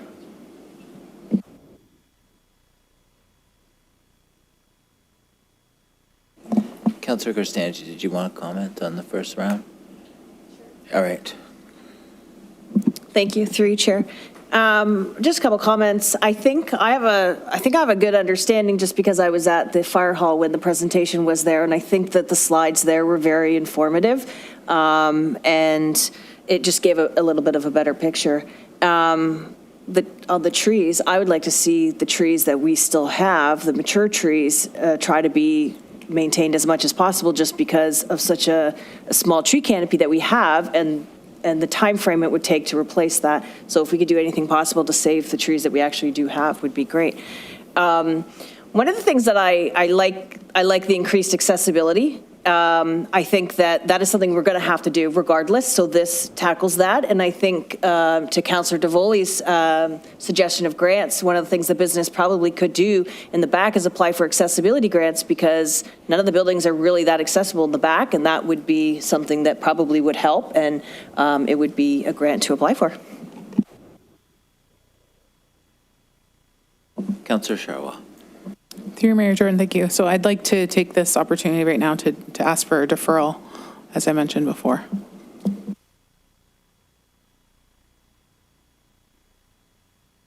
And how long did you want to defer it? Like, was there a time frame?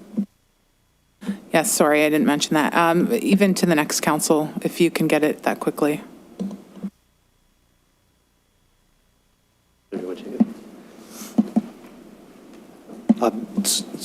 Sorry, Mr. Mayor, can I just add something? So just to kind of circle back on this, I just want to be clear that we're not necessarily, we're not seeking approval of a specific design today. What we are here to do is to provide the concept, the vision, and the general direction of which way staff are going to take that design and move forward, how we are going to approach the design, and not necessarily that a tree will be placed here, our benches it will be placed there. We're seeking support of council to be able to take this vision and move forward from it, and be able to design the space with the guiding, using the guiding principles that have been developed by WSP through this, with the help of WSP through the duration of this project, and to ultimately have one vision that we'll be working towards. What was the other part? Sorry, just to clarify Councillor Howell's comments, just with respect to money being spent. So as it stands right now, this phase of the project is wrapping up. We do have a project budget for this year, 2024, for detailed design. That would require us to hire an engineer.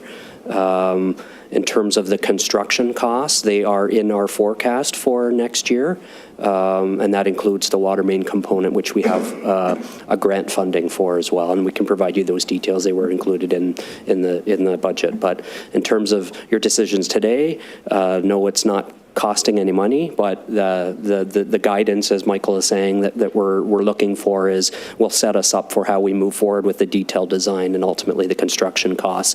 And we'd obviously come back to council at specific key dates as we move forward with this to communicate the costs and things like that, and the detailed design.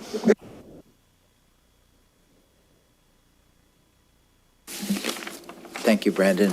We have a deferral motion on the floor, moved by Councillor Sharwa. We need a seconder. Councillor DeFlavio. Yeah.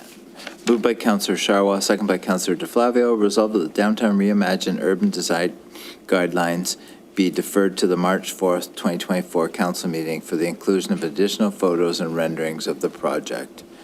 Use your e-scribe to vote, please.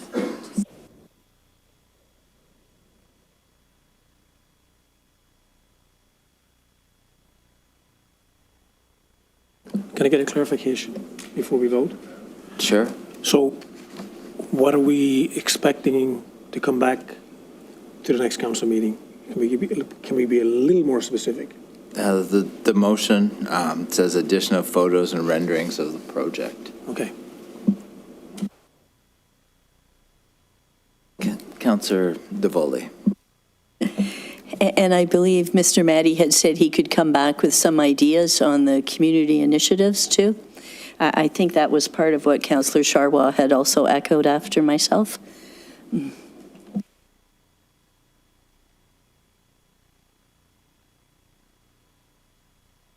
Councillor Sharwa. Through you, Mayor Jordan, thank you. And so just to be a little bit more clear, though, I wanted to see the photos of the municipalities that you referred to. That's what I mostly want to see. If I can, through you, Mr. Mayor, be clear about what I think we can come back with next council meeting. Precedent images of other places and how they've that have undertaken this approach. Maybe a couple of images that we can show, where we can show of this main street and what area that would delineate that through some diagrams, how that would work. And then also how to deal with some debatable aspects. I think some of us, like myself, and I may not have a lot of support behind us, but I actually like the steps in the sidewalk and the distinction of that, and I have, I think, my own solutions around that. So anyhow, it's one of the distinctive aspects of that main street. Not a lot of main streets have those steps. They're just unique. Anyway, so there might show some options around how that might be dealt with accessibility matters and issues, and then looking at the rear. Looking at the policies currently available to rethink the rear of those properties, in addition to any other potential opportunities for the CIP to operate here, I would, and any recommendations that might fall out of that. Is that fair? All right, I read the resolution, so you can vote on e-scribe now. Thank you.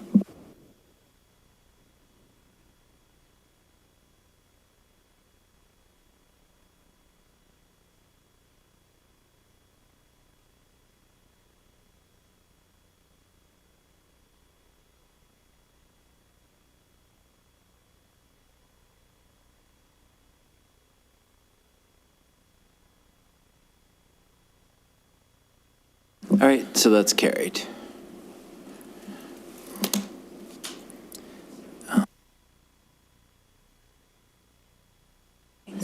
All right, up next we have the PKC expansion and renovation project.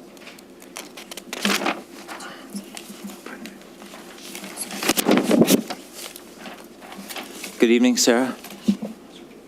Good evening, Mayor Jordan and members of council. I think Katie's going to maybe pull up a presentation for us. Oh, Trevor's going to. Okay, good evening, everyone. I'm just going to get this kicked off as Trevor sets us up here. You want to go ahead and plug us in? Or advance the slide?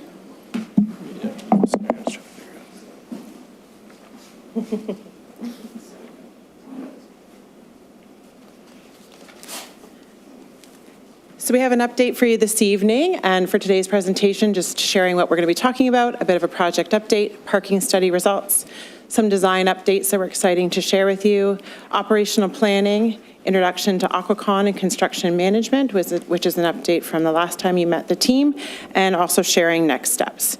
So just as we get off, just wanted to recap sort of who our project team is. So you have me, of course, as your project sponsor. Trevor Ruzzolo is our internal team lead. Oh, thank you. For the team, but we also do now have our internal project team, which we had one before, but it's been a little bit reworked.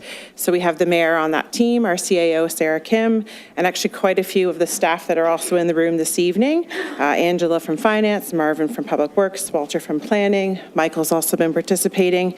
And in fact, I think we tap every single department. So we've had building, fire, IT, we're getting everybody. Also just wanted to introduce our external team that we have here this evening, and maybe you can give a little wave or a smile as I call your name. Oops, sorry, I'm walking away from the microphone. We have Jeff Christie from the Colliers Project Management Team. He's the Vice President and National Sector Lead for Municipal. David Gerhardt is our Project Manager for Colliers. From the Callum Sather Architect and Design Team, we have Adam McCoggan, who is our Associate Architect. You've met Adam previously. And we also have Kevin Van Hartingsveld, who is a Principal with the firm. We usually have David Donnelly with us as well as an architect, but he wasn't able to join us this evening.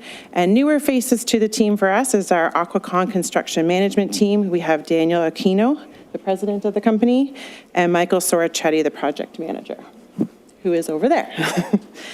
And with that, I'm going to turn it over to the presentation because that's really what you want to hear. But I just want to thank everybody for waiting this evening for this presentation.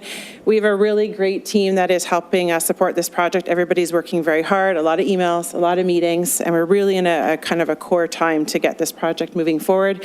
But exciting to see how it's progressing, and we'll be happy to share some updates with you. So I'll turn it over to Trevor.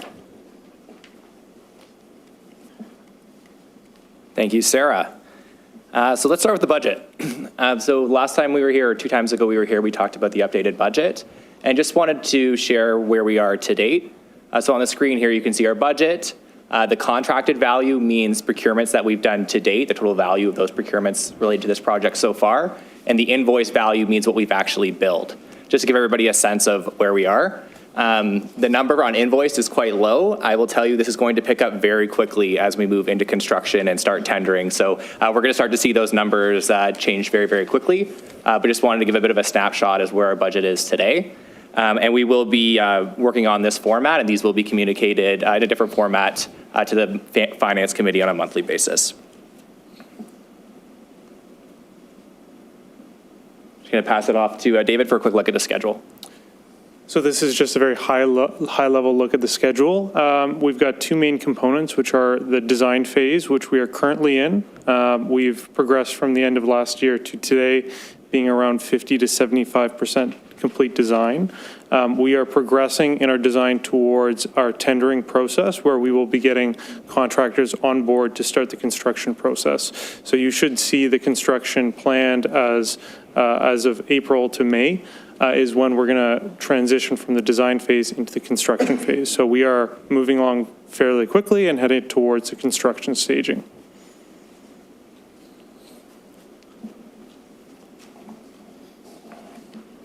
Thank you, David. I thought we could keep talking about parking just to keep the theme for the evening. We did do a parking study, or completed a parking study with a consultant, RJ Burnside, to really evaluate what are the parking needs for the Peach King Center. Obviously, we have the facility now, but we're adding amenities. We're taking up more floor area, more area on the site with the building, and really want to determine exactly what we need. So we were originally looking at a count of 420, but the outcome of the parking study actually recommended 386. And really what that was predicated upon was looking at not the exceptions that we have on the site, which are your very large special events, think like hometown hockey or community safety day, these one-offs where you come here and it's absolute chaos. It's building something that's there for the everyday, the typical need of the site, so that we're not overusing green space and taking away public areas to dedicate to parking that's going to be used quite minimally. So again, building for the typical need, not the exception. And a big piece of that, and we did this through with the consultant, was looking specifically at the programming that we operate in the Peach King Center. Parking in a community center is not a one-size-fits-all solution where you plug in the amount of area and they say you need this many parking spaces. It's predicated on what are you doing in the building? What type of activity do you have? And there's a lot of things that we can do to make sure we're not putting too much stress on the parking. You're not having a Peach King game, a wedding, a huge tournament in the gymnasiums, all at the same time. If we stagger our schedules so that hockey game times start on the half an hour, if we schedule one basketball game and only one practice instead of 2 games at the same time, we can really reduce the stress on the parking count and really make sure that we're dedicating more of the site to things other than parking spaces, while still making sure that you can find one when you come here for the most typical use. So one of the things we looked at was, okay, what do we do in the circumstances where you have special events or atypical uses? And there's actually 300 parking spots that are in the vicinity of the Peach King Center, primarily using the Blessed Trinity lot. So we do have the opportunity for overflow. So when we do need to break out and go a little bit further because of the type of program we have, we're able to take advantage of other parking. That means we don't have to construct parking for those purposes and maintain and capital replacement. So I'm just going to share the updated exterior site plan. So looking at this compared to what you would have seen last time, we had originally proposed a large parking lot in the southwest on the sports field. And in talking to the public, that was not a popular decision. The loss of that green space was really, we had our stakeholder engagement opportunity, and through an online survey, we had a lot of comments and concern about not just the organized use of that space for soccer, that type of thing, but the passive use of that space. People from the neighborhood coming by, we use it for our summer camps, those types of things. So we turned the gears up on the design team, who did an amazing job trying to find ways to consolidate the parking away from residential areas as much as we could. And one of the big things you'll notice, like north of Town Hall, the realignment of parking. So right now we have a lot of corners and weird kind of turns you have to make to park. And they've really done a great job realigning things so that we're maximizing the most efficient use of that space. And with that, we were able to get to the 386 and leave a lot of the green space and green space at the frontage of the site. So that's kind of my preamble. I'm going to pass it over to Adam from McCallum Sather, and he's going to lead you through a little bit more on the campus plan, the exterior site, and into some interior updates of the building. I'll leave it here for you. Thank you, Trevor. Good evening, everyone. Nice to see you again. As Trevor mentioned, there's been some positive updates to the overall campus plan for this project. I understand it is quite a big project for the community. We have a lot of eyes on it. We've had a lot of different engagement sessions with people. That one big move of getting rid of that parking space, I think, is a really great improvement we were able to make, where we move that parking more into the center of the site and really intensified, and as Trevor mentioned, really rationalize things into the center, while also keeping true to our other strategies of maximizing and really being thoughtful about how people move through the site and get here not just by car, where we are making connections to our community sidewalks and our adjacent neighborhoods.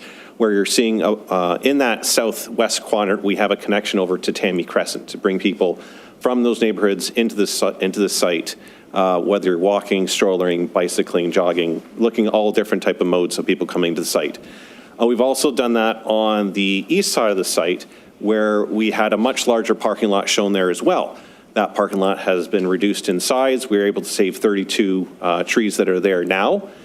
So that was really important to us as well, and made a new connection to the sidewalk there. Currently, the sidewalk just takes you to the front of Town Hall. Now we have one that's bringing you properly into the site, along the road to the outdoor rink, and also leading you to the Peach King Center as well. In this strategy, we've kept the strategy as well of maintaining the green along the pedestrian front along the street facade. So all along Livingston, we're really being protective of that green boundary, really keeping that open, keeping the berm that's in the center driveway, really looking at where we can maximize the experience that you have there today while still intensifying across the site. and then we can look at what the building has been developed as we've been going along. We've gone through our detailed design phase, and we're now in the construction document phase, as David was mentioning. And this is a view sort of as you're approaching the building from the south. Big gym's on the left, that's sort of the taller height space. And we have glazing looking into the building, glazing looking out of the building, so you can see the activity in those rooms. You can see the program that's happening. People also inside can see out, and you've got a lot of escarpment views to the south as well. And we've had activity planned on the outside as well, so really maximizing the use of the site inside and outside. Inside the building, things have pretty much just stayed the same. But we've been refining things. So all the program we had there that we talked to you about last time, double gym, multi-purpose room, fitness studio, areas for people to come and watch activities happening, areas for you to continue working if you need be while your spouse or dependents are in programmings. We have lots of opportunities for maximizing the use of the building and enjoyment for the community, where we've just been looking at each individual space with a bit more granularity, and we've actually been able to reduce the size of the building overall by 10% since you saw it last time, while not changing program at all. So again, initial concepts that we showed you last time was big block planning. Now we've been able to pare it down and really look at the efficiencies, being mindful of, as was mentioned last time, just because we have a certain budget. If we can build under it, that's a good thing. So we share that concept as well. On the second floor, again, program is same as we showed you before. Also mentioning between the two ice pads, the current community room is being transformed into a community fitness center, as we have lots of other program rooms that will take that use that it's currently being used for. And we're looking at also modifying some spaces around there as well. And that's what's showing on this image here. First floor is on the left side, the right side's the second floor. So that big blue box is where we're going to be moving up the fitness equipment that's currently on the first floor in the corner of the building up to a much bigger space to allow more room for that equipment, more equipment to come in, really maximize that opportunity for the community.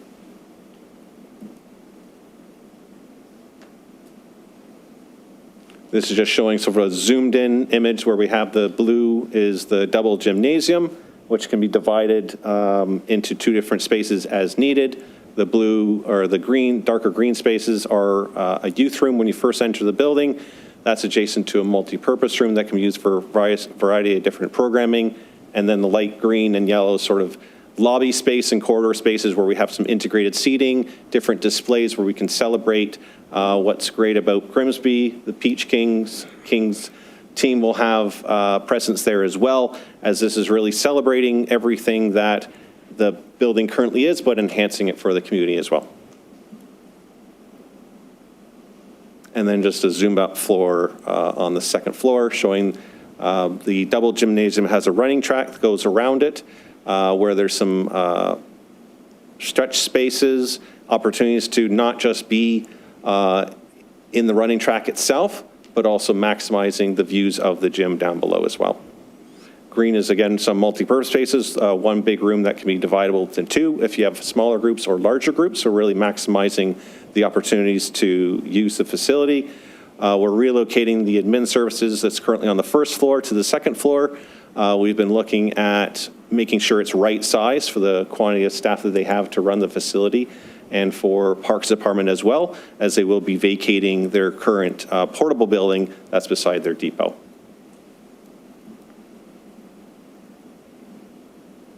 I can pass it back to you, sir. Thank you for that update, Adam. So as exciting as this construction is, it's also going to have some significant impacts, obviously, on our primary community center in Grimsby. So just wanted to discuss a few of those with you tonight. Facility closure, we're looking to close the building to the public in April 2024, so coming up really, really soon to accommodate construction. A good piece of news, though, we were able to work with Aquacon and the design team and are able to kind of carve out the window that we need to accommodate the Peach Kings for the 2024 playoff schedule. And we can do that by continuing keeping pieces of construction moving. So, don't imagine the wrecking ball coming in when you're in the west pad, but some of the enabling works that we need to do to cap utilities and stage and kind of get everything ready so that the moment we can, we're in there and we're moving without displacing one of our core users who has a really good team this year and looking to do a good playoff run. So happy to be able to accommodate that.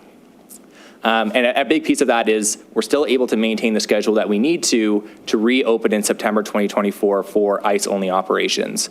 So if you're looking at the building or the floor plan, we're really lopping off a good chunk of the south area of the building, and we're working really hard with the team to find a safe and accessible option to get into that facility in September while construction is ongoing so that the ice pads can still be used and we can accommodate some of our major ice users. So starting in 2024, we will open for regular ice operations. The only exception will be the Junior C Peach Kings. We will be losing a lot of lobby space, a lot of parking as part of construction. So we are working with the town of Lincoln to see if we can have them relocated to the Fleming Center temporarily for next season, and then they would return upon completion of the project in September 2025.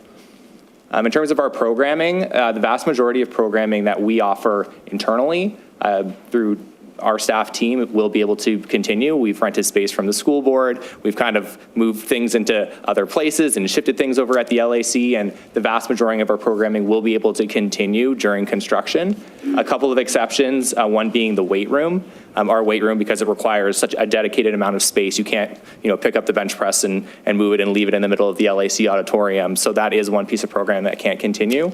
Another impacted facility user is our Redcoats Lacrosse Association. They usually occupy the east pad starting in April, so in the summer ice off season. And unfortunately, due to the construction window, we won't be able to accommodate them. So we are also working with the town of Lincoln to see them relocated during this construction process. From a customer service perspective, we'll be relocating recreation, community services department customer service to the Livingston Activity Center. So our same services will remain. You can call, come in, register for camp. All of the customer service functions that we offer will remain. They'll just move to the LAC. And from a communication standpoint, we're working really hard to work with our user group so that no one's surprised to hear any of this news. They've certainly been consulted before we came here tonight to talk to you. It's really just a matter of making sure we're doing the very best we can to make the best of a difficult situation in terms of construction impact on our facility users. And we'll continue to communicate with them and with the wider public as we go through the process. So I'm going to pass it over to Jeff Christie from Colliers Project Leaders just to talk a little bit about construction management. Thank you, Trevor. We had a conversation about this, I think, the last time that we were here, and we actually did a delivery methodology assessment with key stakeholders from the town in June of 2022. What we arrived at was that we felt the best fit for the delivery of this project, for a lot of the reasons that Trevor has just described, which is an ongoing operating facility, phased construction to accommodate the tenants. We arrived at the conclusion that the construction management methodology was the most appropriate for this application. As I mentioned, some of the benefits of that are that we're able to bring Daniel, who's here today, on board as a construction manager while we're still in the design phase, and we think that's really crucial because it gives us advice on constructability. So with all due respect to our friends at MCS, a lot of times things get designed in theory, and it's great to have the people that are actually building the stuff providing comments and feedback during the actual design phase. That gives us the ability to kind of navigate some of those future change orders and prevent that from happening because there's a clear communication between the contractor who's ultimately going to be responsible for building the facility and the designers who are responsible for actually coming up with a concept. So we really think that, as well as Aquacon or our construction manager being part of the costing exercise. We know that cost is a priority for a community like Grimsby. There's obviously, we have external funding and there's limitations on how much we can actually spend on this. So we actually have multiple points of costing on this. We have an external cost consultant in Turner Townsend. but really what we're able to get from a construction manager is real-time finger on the pulse of what's going on in the market currently, which really gives us a better lens in terms of what's happening right now and how the volatility we've seen in the construction market is going to impact the costs of this when we actually go to market. Now, when you think about procurement and tendering, it's a little bit different than your stipulated price contract. I can't come in here today and tell you exactly what the whole facility is going to cost in terms of hard construction dollars. That would be a lump sum tender. The procurement strategy in this case involves the construction manager coming on board more as a consultant to do all those things that I described as pre-construction services, advice on construction, the costing piece, and helping us sort through the phasing that Trevor just talked about. How are we going to provide safe access to the site to enable patrons to come into the facility? But what that means is, at the time that Aquacon is brought on board, that doesn't include any of the trade contractors. Think about mechanical, electrical, foundation, structural steel contractors. Those are not part of Aquacon's bid. So those contractors come on board later. Now, the benefit of using the construction management methodology is that Aquacon is responsible for doing that. We have high-level oversight. We get to comment generally on who are the trades that they're inviting to the bids, but they run the process. And that helps us navigate some of the difficulties or challenges in public sector procurement, the amount of time that a tender has to be out on the street. Some of those restrictions can actually take a lot of additional time, and this gives us an arm's length approach to how that tendering is going to be done. It's still open book, so we get to see everything that's coming in. They provide recommendations to us before we make award, but it streamlines the process to ensure that we can meet our timelines.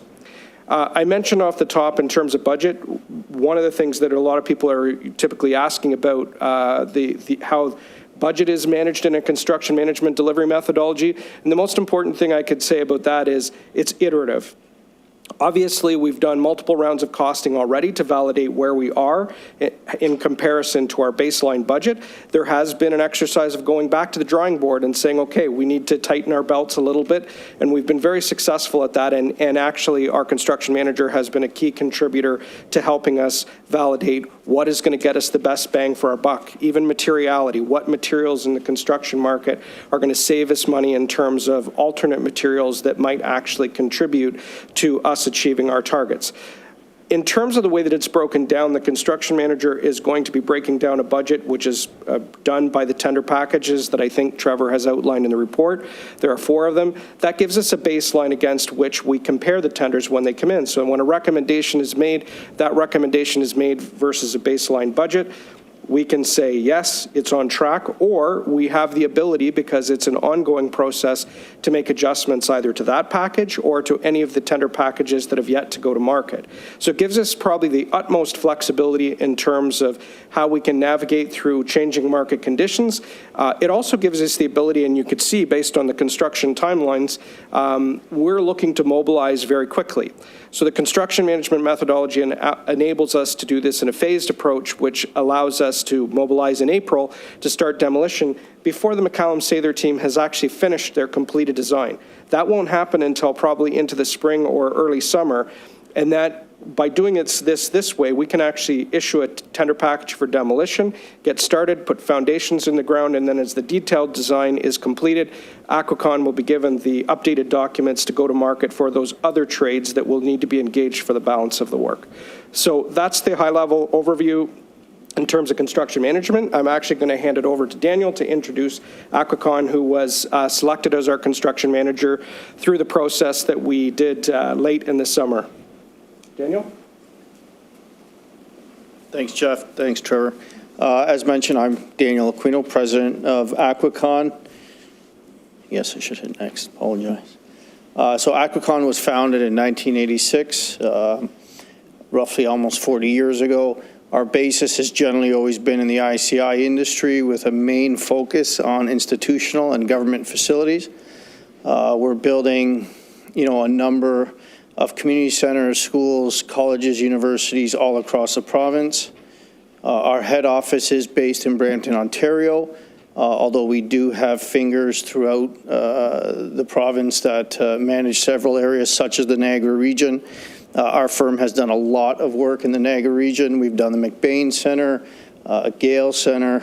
We've done Hamilton South Mountain. We did the Legacy Building for the Canada Games, Henley Rowing Center. And the reason I bring that up is really to focus on the fact that our firm is ingrained in the Niagara region. I know when I mention head office and location, a lot of people focus on GTA. We are not. We do not look at ourselves as a GTA contractor. We are an Ontario contractor. We work throughout the province, London, Windsor. We're doing one, Bracebridge, Georgina. So we are well based throughout the province, and I think that touches on the next aspect.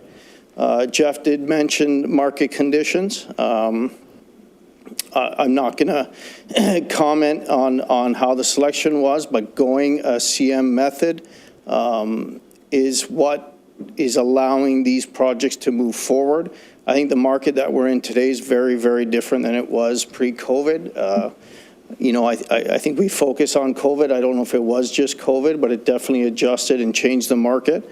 Material cost, material selection, material availability has really changed, and bringing in the CM model allows a lot of integration between construction, design, owner influence, and I think that really helps overcome some of these market conditions.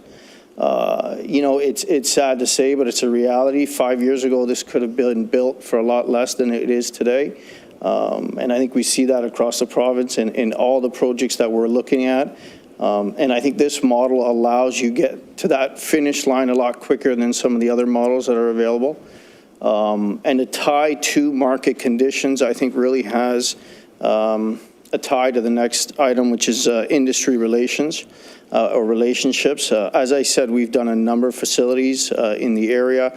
Our teams that will be on the project are from the area. We've dealt with a lot of suppliers, local trades, and I think all of that interest in knowing that Aquacon builds these types of facilities brings those trades to the forefront, and that really helps with market conditions. A lot of trade suppliers follow where Aquacon is going. The reason is because they know we know how to build these facilities, and that garners the interest in the bidding, the want to be part of it. So I think that really helps with market conditions. It's not just cost, but it's availability. I think everyone here knows the amount of construction that's currently being done, whether it's long-term cares, whether it's colleges, universities, whether it's community centers. There's only so many trades, only so many suppliers. So having that interest makes a big difference. And then just the last thing to tie into that, which is the building and the renovation. I'm not going to get into specifics because we could be here all night, and I don't think anybody wants me to be here all night. But the team that we're bringing here is the team that did the Legacy facility, the Canada Games. They did the Henley Rowing facility. So as far as a facility, they're well versed in what is being built here. But they've also done W.F. Mitchell Guelph, the expansion. They're currently at Ridley College building their expansion. And why that's important is nobody really cares how it gets built. Everybody's focused on how it affects them, how it interrupts what they do. And I know where we're building it, and it's right behind Town Hall. So that's going to be number one. Nobody wants access blocked. Nobody wants a truck flying by them while they're trying to cross the road. Nobody wants dirt where they're trying to park. So this team and our firm is well versed in understanding how your operations work, how the flow of traffic works, and overcoming that, because nobody wants to know that we're here. They just want it done. So that is a big focus for us. And I think bringing us in early really helps navigate through that. And that's about as much time as everyone's given me. So thank you very much. Thank you, Daniel. I just did want to mention too, Aquacon has built a lot in this area, but they're also building a lot right now. And it's really, really valuable because as we're going through this process, they're tendering right now. And it's very valuable because we're not looking at information, as Daniel said, things have changed so much. Building a community center 5 years ago, that experience isn't going to serve us well right now. So as a firm that has such breadth and is so relevant right now in building so many centers, really gives us a lot of confidence in knowing the information that we're getting is relevant and it's in today's dollars and it's reflective of what we're actually going to see when we go to market. So I'm just going to pass this over to David to close this out. So I'll talk a little bit more in detail on the schedule. We were very high level when we looked at the timeline a few slides ago, so I'll talk more on what we've done. So we finished the design development phase, and we've moved into the contract documents phase. So what this means is basically we're coming towards completed design that's going to go to tender to be tendered on and into construction. So some milestones in late last year, we did our site plan application submitted, and we are going to be seeing some responses back to that in the new year. Design development phase was completed in December.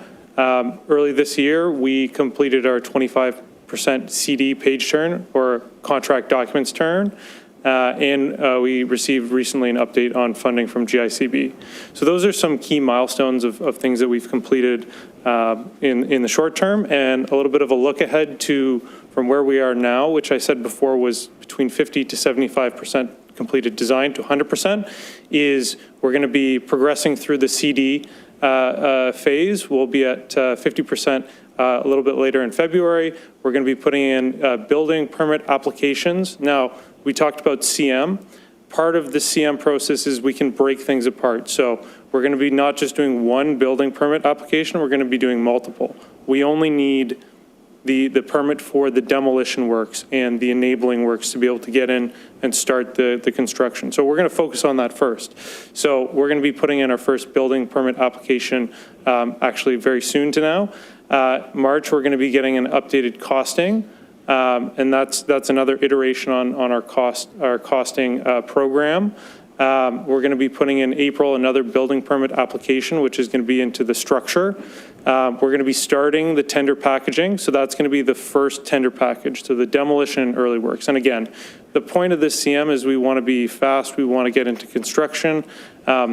We can take those things that we know a little bit sooner, and we can get the demolition and early works started ahead of things like tiling, which really doesn't have to happen at the early stage of construction. Again, in April, we're going to be into our third building permit application.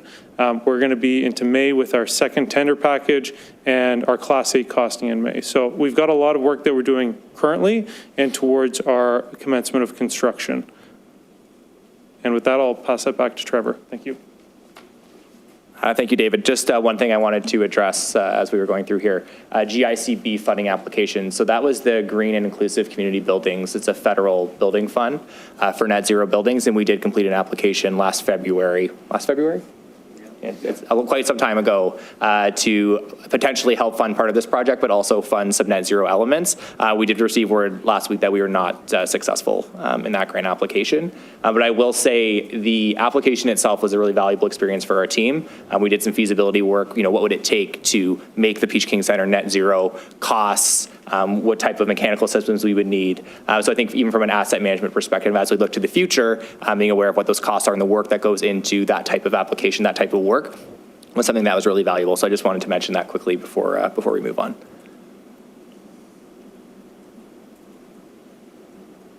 So that concludes our presentation. We've got the team here to answer any questions, and yeah, thank you.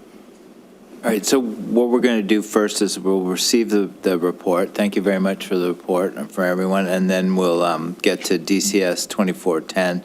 And once we get a mover and seconder for that, we'll get it on the floor for questions. So I need a mover and seconder for the presentation. Councillor Howe, Councillor DeFlavio. Moved by Councillor Howe, second by Councillor DeFlavio. Resolved that the presentation from the Peach King Center Expansion and Renovation Project Team be received. All in favor? That's carried. And we need a mover and seconder to get DCS 2410 on the floor. Councillor Korstanji, Councillor Vardy. Now I'll open up to the floor for questions. Councillor Howe. Thank you, through you, Chair. Here we go. I've been learning a lot, Trevor. I'm not trying to blindside you. Excuse me. The rendering, the exterior rendering that's on here, is that pretty well where we're going to be at, gentlemen? A lot of glass there. Through the mayor, is it the glass specifically, or is there something else you wanted to address as well? The glass is a concern, and also it looks like it's going to be glass at the bottom, of the, where the basketball courts will be. Then just wide open, that could be just a solid wall. And it'd be more energy efficient than the glass is going to be. Because if you're talking net zero, then you're going to want a triple pane, and then we're going to have to sell half the town to be able to get that many windows that triple glaze. So that's the start of a question. Next one is on the southwest corner. There is an emergency stairs or escape there that Trevor's told me that is mandated, or it's code, but it's a little bump out being created for emergency stairs. And I have to think that these, just looking at that pure cost, is there a different way that stairway could be handled? Now, I understand the spacing, I get it, so you still got to pass code, I get it. But I'm just really concerned. And the last one is the Clio story, and we've talked about that. I know you dumped two of them, got two of them out there. Talking one, 4 skylights would replace one Clio story, and you don't have to have any working parts to it. So that's my shots at it. Thank you very much, gentlemen. Yes, to Councillor Howe. What we're showing on the screen is, yes, the general intent of the different materials we're looking at doing. Particularly to the glazing, there's actually a band that's almost 4 feet high along the bottom. So there's an opportunity in the gym that when you do have things certain stored against the wall or a rolling ball, it's not going to hit glass. That's something it actually carries through most of the building on the first floor. And the glass is there, as I was mentioning earlier, to allow that view in, that view out. It is triple pane. It is a very high performance building envelope overall. When you look at the building as a whole, the amount of glazing that we have is under 40%, which is really good. I think we're closer to 30 than we are to 40. So when you look at the percentage of glass to percentage of opaque wall, it does support a net zero design because it is high performance glass, high performance walls, high performance roof, and high performance floor even. We have insulation on the floor as well, per your previous endorsement of some of those measures. So overall, the building is supporting a net zero ready design, and we've been very selective as to where the amount of glass is. We've actually reduced it by 33% from where you saw it last time. To the clear stories, yes. Oh, am I pushing the right button? Yes. Flip back to the floor plans. Clear story, yes, has been reduced by 66% from where you saw it before. The glazing is fixed, so there are no operable parts, and it is on a slope such that it can shed rain better than a flat skylight. So you have less opportunity for leaks and easier maintenance of that system. And that's now just focused in the main lobby space where there's a lot of gathering space. We want to bring that natural daylight in, but it doesn't exist on the gyms anymore. Councillor DeVoley. Oh, yes, and the fire stair. Because we have a running track, we have to mitigate where we can put stairs. A lot of gyms might have 2 stairs. We're actually using an interior stair outside of the running track as part of our strategy, so we don't have to build 2 stairs. We're only building 1.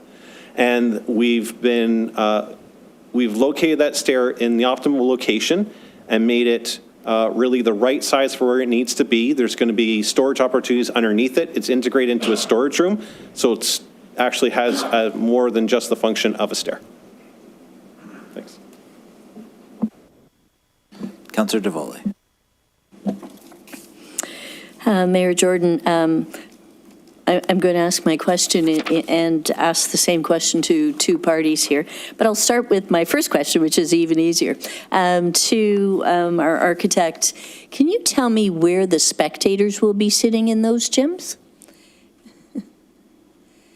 Yes, to Councillor, in the 2 different gyms, which are shown in the blue boxes, the strategy is that there will be movable bleachers such that you can have a range of different things and you're not limited by where bleachers are sticking out, and we don't have to go to the expense of buying retractable bleachers. Also, because there is a running track, there's a space that really surrounds the gym that you can also use. So the bleachers can go on really the east and west side where there's the bigger blue band, but you can selectively place where you'd like to put those, if it's in the center or more to one side, depending on how you're dividing up that gym. Because while we're going to have a dividable curtain down the middle, you could also divide up each side as well. So providing the maximum flexibility for the different types of courts, because while the darker blue shows like an example when you have a basketball court, you can also divide this each side up into 3 pickleball courts. So then you can choose where you want to put the bleachers based on how many of those different groupings you have going on. Thank you. My next question, I'm going to ask it twice. Once to the gentleman from Colliers and once to the gentleman from Aquacon. And my question is this. You've explained that the tendering process that you are recommending will be fast. My concern is over the control of the costs. And I'm looking at the gentlemen both from Aquacon, but especially our construction project managers. And I am looking you right in the eye saying, I expect to see this come in on budget. And personally, I'd like your personal promise that it will, but be that as it may, what I'm hearing from you is that you're not tendering this just once, but it's going to be done in stages. That's to help get the project done quickly. My concern is controlling the costs as well. And what happens if we get into the third and fourth tender and all of a sudden the tenders are coming in quite high and now we're locked in because we're three quarters of the way through the project or whatever it is. Tell me why you don't think that's going to happen and why this approach is going to be the better way to do it. Through you, Mr. Mayor. First of all, yes, in terms of the controls, because I think that's the most important thing to address off the top, is what are the controls that are in place and how does that tendering process work? So between Trevor, myself, a number of the other team members, we actually didn't do this in a vacuum. We actually consulted 4 other municipalities to see how they had delivered similar construction management projects, what kind of success they'd achieved, would they recommend it, and what process did they use to try and make sure that those checks and balances were in place. So the process that we're following is, as I said, I think the step 1 is the iterative cost estimates that we're providing to make sure that as we move forward, the overall estimate is in line with our target budget. So that's kind of the first line of defense, if you will. As I mentioned, and David had mentioned in his costing, or in the piece on costing in the schedule activities coming up, it said that we've got another one that's coming on March 21st. So we actually have cost estimates that are produced at each milestone, and that's with the intent of looking at construction escalation and how are market conditions changing as we move through the different stages. So that's the first thing, is kind of getting through that piece and making sure that you've got a baseline against which you can measure performance. Because I think that's the important piece to address your question, is how will we know what good looks like? And so I think having that baseline and making sure that it's structured in a fashion that mirrors the manner in which that Aquacon is going to be going to market gives us the ability to say, I got this tender result back. How does it line up with the available budget, not overall for the project, but for that specific segment? And then extending off of that is, okay, well, if there's a variance, how does that impact what happens next? And I think that's the piece that you're getting at. So provided, if we have a tender in the first instance, demolition that comes in over tender, the first thing that we're going to look at is what are the opportunities to adjust the scope of the work to make sure that it appropriately aligns with the budget. If we're able to do that at that stage in time, we make the adjustments before we move to the next stage. So you're not, horse trading right off the first one to say, well, we're, $50,000 over here, but we'll make it up in the next one. That's not really the game plan. The game plan is to progressively address those issues to make sure that there's no shortfalls. I can't predict that market conditions aren't going to change, substantially. We had a pandemic a couple of years ago that, as Daniel said, really impacted this. So there is nothing to guarantee that when we get to that final one, that there's not going to be some significant variances. However, we can say that because we're putting our finger on the pulse of the market, and our latest estimate, I think, is coming early in the spring. By the time we go to market to tender the final packages, which are going to be interior finishes and things like that, we have a pretty good sense of where we're going to be. The major packages are actually going to happen. I know it's going to sound a little bit surprising based on the way that we've communicated this, is the major packages are going to actually happen early in the spring. So structural steel, those big ones are actually going to come very closely on the heels of what we're doing for the demolition package. So that gives us a bit more confidence that it's not like there's going to be huge market shifts in the time period between when the first tender is let, say, for example, for the demolition package versus when we go to market for structural steel. We'll have a pretty good finger on the pulse of where we expect that structural steel tender to come in, because it'll only be a couple of months behind when the first tender goes to market. So if you'd like, I'll let Daniel add to this, because I'm sure he's got lots more to say. So I do, but I won't say too much, Jeff. Okay, there are two parts to it, and you're 100% right. I give, or our team gives you guys a sense of what we feel this building is going to cost to build, and then physical hard numbers come in at tender. I think one advantage you have here is, as Trevor said, we're currently building 9 community centers across the province of Ontario. We're well aware of what these are costing today. The numbers we've provided, and the team behind me can tell you, we are very, very adamant about the numbers we provide, and we stand by them. It's not just length times width equals, a number. It's what's out there right now. Our team is well versed in it. We provide those numbers, but I still don't trust them 100%. So we physically go out to market when we budget every single aspect. We get a feel for what steel costs today. We get a feel for what a mechanical unit costs today. We get a feel for what everything costs today, so that tomorrow we don't end up in that situation. We just did Guelph Community Center. We budgeted it at $115.5 million. It tendered at $115.4. So we do stand by what we're saying. I don't think any of us can stand here and promise or guarantee, but every step of the way, there are things that our team builds in to provide clarity on what that bid is, should something come in over. And by clarity, I mean options. There could be material changes, material fluctuations in the market, so we'll all see that.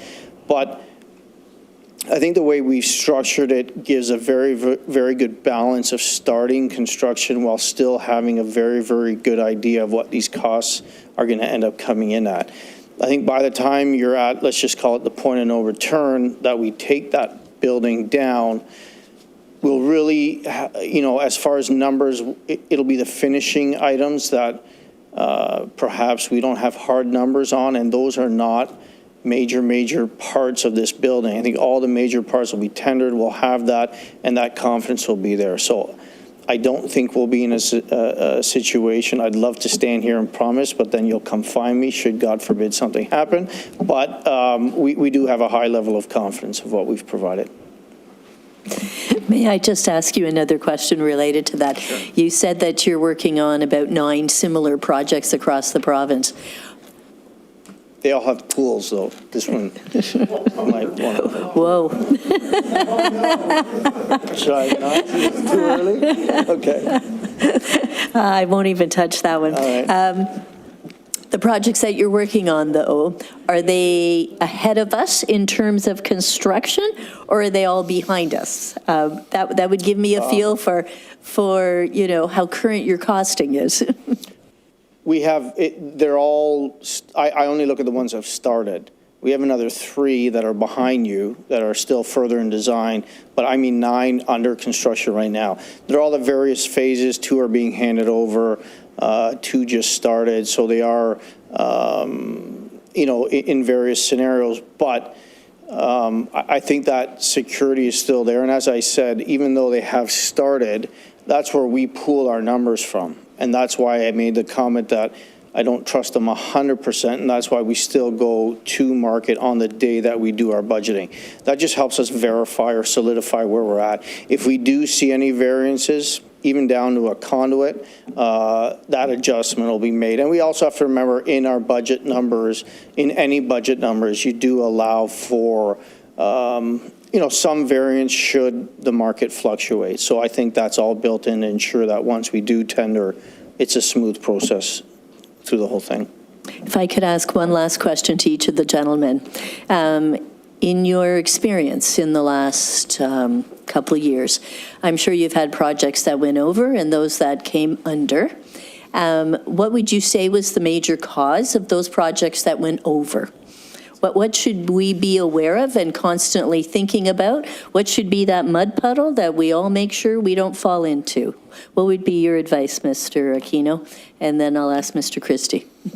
I think if we were starting from ground zero, from scratch, my advice would be to go to a CM. Of these 9, 4 of them were lump sum tender, and all of them ended up in a cost-saving scenario. I think that's just because, there's so many things that fluctuate, and having a CM live through every step. I mean, Adam calls our team and says, hey, this is what we're thinking. We either say, these are the benefits, these are the negatives, this is how it can affect budget, this is how it can't. Of the CM ones we've done, as I said, I mentioned Guelph, Ridley College, Carmen Corbison for the city of Mississauga. I mean, you can go down the list. They all tendered, they all awarded, and they all proceeded with construction.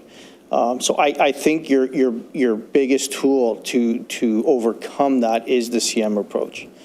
I'd like to stand here and say that's with Aquacon, but that's with any good CM that can provide you that information, helps move these things forward.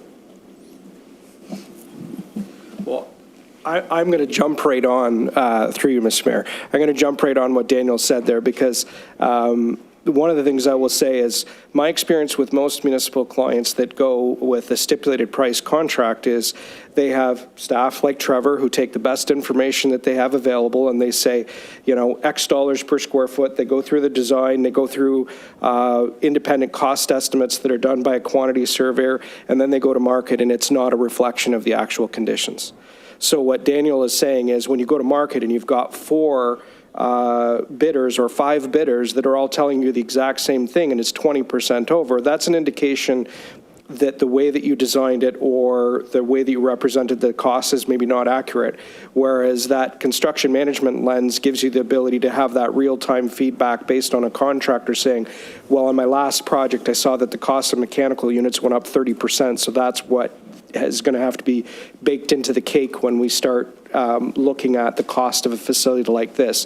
So I do think there are definite benefits. I don't think that was necessarily the primary reason we selected CM on this one. I think the operating in a live facility gives us a lot more agility.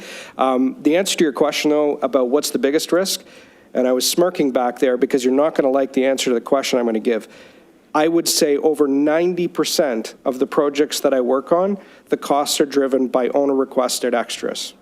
That's the thing you have to look out for. It's the scope creep of, hey, why didn't we do this? And can we add that? Those are the things that more often than not drive costs on projects. It's actually not what you think it is. And I have stats that we keep on every cost tracking log we do for clients across the country. And you can look at what drives mechanical changes, electrical changes, all of those kinds of things on majority of our projects. It's not any of those. It's not design-related issues. It is owner-driven scope change that happens after the project has gone to market. So my advice to you is, if you like the design, stick to it. And don't change anything from this point until, unless it's an absolute necessity. Make sure that staff, that this group are all committed to, this is what the output of the recreation study said. This is what we're committed to build and deliver. And if we don't deviate from that, we increase our likelihood exponentially that we will achieve our target budget. Councillor Bradzi. Thank you, Mayor. Through you. I want to start on one thing that I commend is the commitment to keeping services ongoing throughout construction. I just want to kind of hear a little bit more about the plans to maintain access to the two rinks throughout construction and how we feel about that not having any impacts on schedule.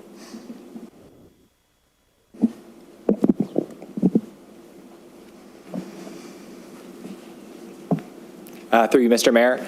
So just to start, I think we have always planned to operate during construction, so that's always been built into the schedule. So I think if you were to say, hey, could you go back in time and say, take out the operations of the pads, would we finish sooner? I'll leave that to our construction team, but we have always planned to operate those pads as part of the project, so that is already baked into the schedule. In terms of access, if you can picture the doors kind of in the corner of the parking lot that enter into the east pad, there's an exit there. That would be the primary entrance, and there would be a scaffold structure that's built so that construction continue around it. So that's the best I can offer. And if you want any more technical information on how it's engineered, I'll pass it back to Daniel. Thanks, Trevor. Do we have a little more? Yeah, as Trevor mentioned, just to touch on it, obviously, if the facility was completely empty, there is an ease of construction, but obviously the intent was always to have it operating. The scaffold that would be there at the door would basically be an enclosed extension of that doorway, engineered so that users of the facility can go in and out while construction can work around it. Is the easiest way to put it. Would be a temporary floor, temporary walls, temporary roof system, watertight so that it can allow for egress or entrance while still allowing us to work around it. I'm not saying by any chance that I want to remove services during construction. I just don't want this to end up being, because obviously it's a lot of additional work to accommodate. So I just don't want this to end up being the reason for scheduling delays. Just kind of one more point before I'll leave it till second round. Just to piggyback on Councillor Howe's comment about the stairs kind of at the southeast there. My more questions actually on the stairs inside the room of number 7. It kind of seems like it's in the middle of the space. Could we not kind of maybe combine the two into the southeast corner there? Would that meet building code requirements? Would you have an answer for that offhand? Yes, through you, Mr. Mayor. If we were to combine those stairs, we'd be more or less making one bigger stair. Because when we build stairs, we look at how many people are using them and how far of a travel distance you're allowed to do in this type of building before they need to get to an exit stair. So that stair that's in group 7 is taking everything on the eastern side of the building that's funneling to that stair. The stair in the gym has more people that's taking it. We have certain maximum distance that people are allowed to travel to get to a stair. So if we were to move the stair of the gym to an opposite corner, we'd be looking at possibly adding another stair to accommodate that. Just one last follow-up to that. It just kind of seems like the staircase around 7 and the staircase to 3 are just so close together. Maybe if we could get 2 without it, but.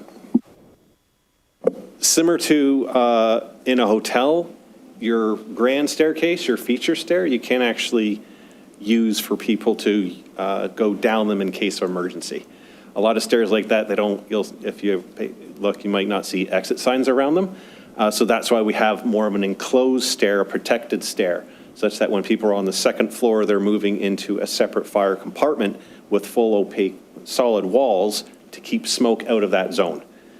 And then when they come down to the first floor, they are within a certain distance to an exterior door, but you can't use that central stair for that purpose. So yes, they are adjacent, but they have different uses. Usually you see them on the exterior. Councillor Sharwell. Through Mayor Jordan, thank you. Mine's going to be really quick. I like the whole process, the design. I think you're doing a great job. Just with the one diagram outside, this is super important as far as functionality. Right now, there's that access for when people are dropping their kids off for hockey. Like people will kind of go like to the east of Town Hall and drive around. Do we still have that option of like a drop-off area? So that's important.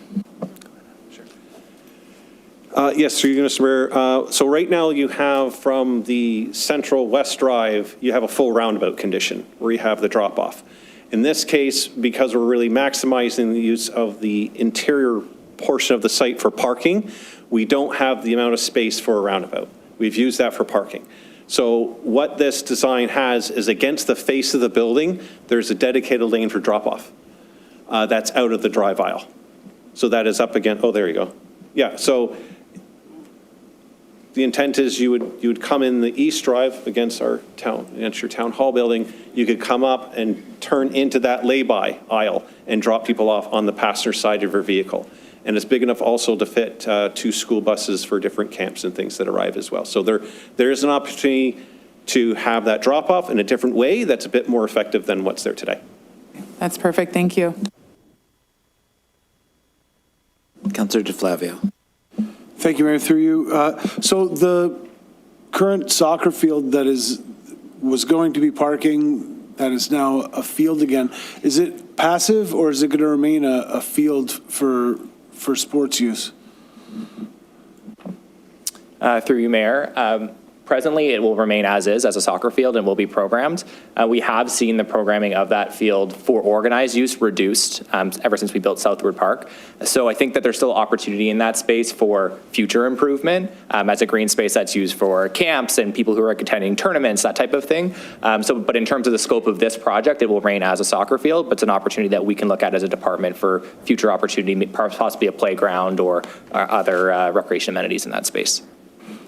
Through you, Mayor, I was going to suggest a play structure or something of that sort might be something we consider for that spot. Contrary, I feel bad because Councillor Howe is not here, but contrary to his beliefs about the windows, I think that the design element is very important. We're constructing a public space. It needs to be open and inviting from both the inside and the outside. So I think that the glass is an important part of that design. I think the visual of that building is a very important part of that design. So I'm happy with the way that it looks. I don't know how we got into the discussion of the construction management approach here tonight, because we made that decision a long time ago. So it's not, I don't know, at some point in this, we just spent half an hour talking about the merits of construction management approach when we made a decision to go with a construction management approach months ago. So, we know what the downside and the upside is of the construction management approach. It's a decision we've already made, so I'm comfortable with it. And if I wasn't, too bad. So I'm hoping that it'll be the gentleman behind you there, Trevor, mentioned what leads to the rise in costs is changes to the project. But the positive of the construction management approach, I think, is the flexibility that allows for changes along the way, because you're tendering as you go along as opposed to all at once. So I'm hoping that that'll help us keep our costs down. The last thing I was going to ask about was I did want to mention, if you go to the final facade rendering there, I mentioned to Councillor Sharwa, I like the image of the parent struggling with a child in front of the building there. I think it's very realistic and important to include realistic images like that. But the parking, so the 386 spots, and I don't want to harp on parking, but does that include the town hall parking and take into consideration the daytime use of the town hall? And because the uses are complementary, right? Town hall gets used mostly during the day from a 9 to 5 perspective, and then in the evening, if you come here at night, the town hall parking is used by people at the arena. So is that the way that it's being used in this particular approach as well? Through the mayor, yes. So we did quite a large analysis. It wasn't just looking at the Peach King Center, it's looking at the site of the whole. We've got the outdoor rink, soccer, splash pad, and basically accounted for all amenities. And as you mentioned, the complementary nature of Town Hall is super helpful, because you don't want to build an extra 65 parking spots for staff on top of the parking need for the Peach King Center when most of our staff are here when the Peach King Center is being less utilized. So we have really made sure that and that's part of that efficiency discussion, is so we're not overbuilding in case everybody comes for the exact same purpose at the same time.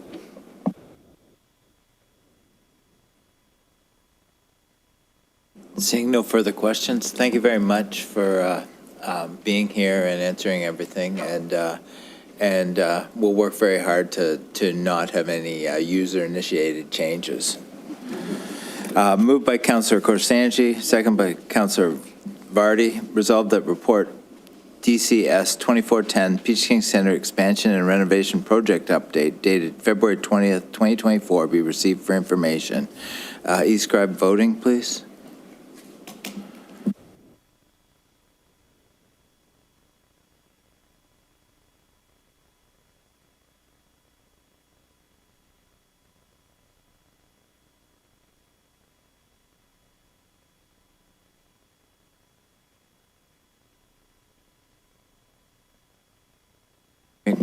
Just a show of hands is fine then. All in favor?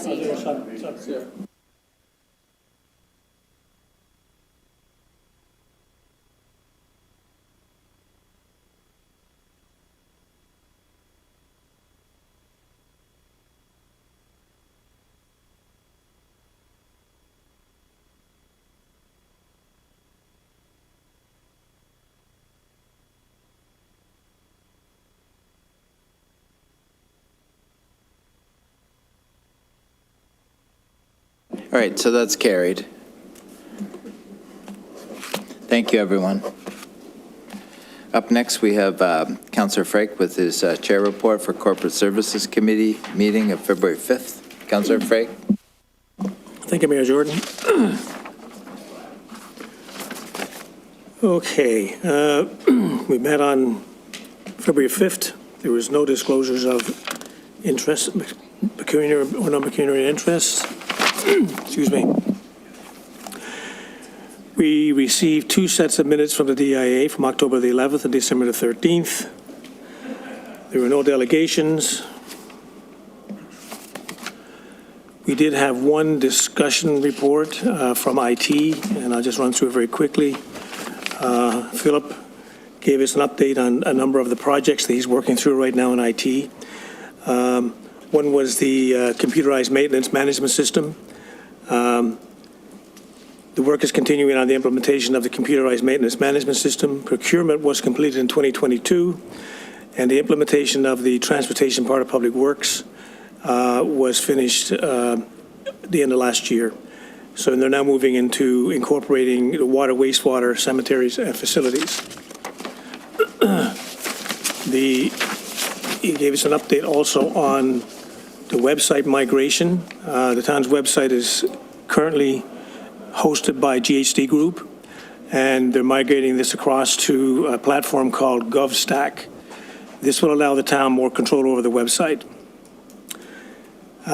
He gave us an update on the current projects of keeping the data center infrastructure current and secure. We have a 220 square foot data center which hosts 35 physical and virtual servers, in case you didn't know that. Right now, the power infrastructure needs to be updated. There's a diesel generator, and we need to replace the uninterrupted power supply, which keeps the system going should we have a power failure. So that is going to be updated in the next couple of months. And in cybersecurity, we have scheduled an independent cybersecurity audit. This third-party cybersecurity audit was completed in December of 2022, so that was the last one. So we're now embarking on another cybersecurity firm to see if they can access our cybersecurity posture and see where the weak points are, if we have any. And that's pretty much it. Thank you. Thank you, Councillor Frake. Now we go to adoption of previous minutes. Corporate Services, February 5th, Council, February 5th, and Budget Committee of the Whole, February 5th, or 12th. Can I get a mover and seconder, please? Moved by Councillor Howe, second by Councillor Davoli. Moved by Councillor Howe, second by Councillor Davoli. Resolved that the following minutes be approved. Corporate Services Committee, February 5th, 2024. Council, February 5th, 2024. And Budget Committee of the Whole, February 12th, 2024. All in favor? That's carried.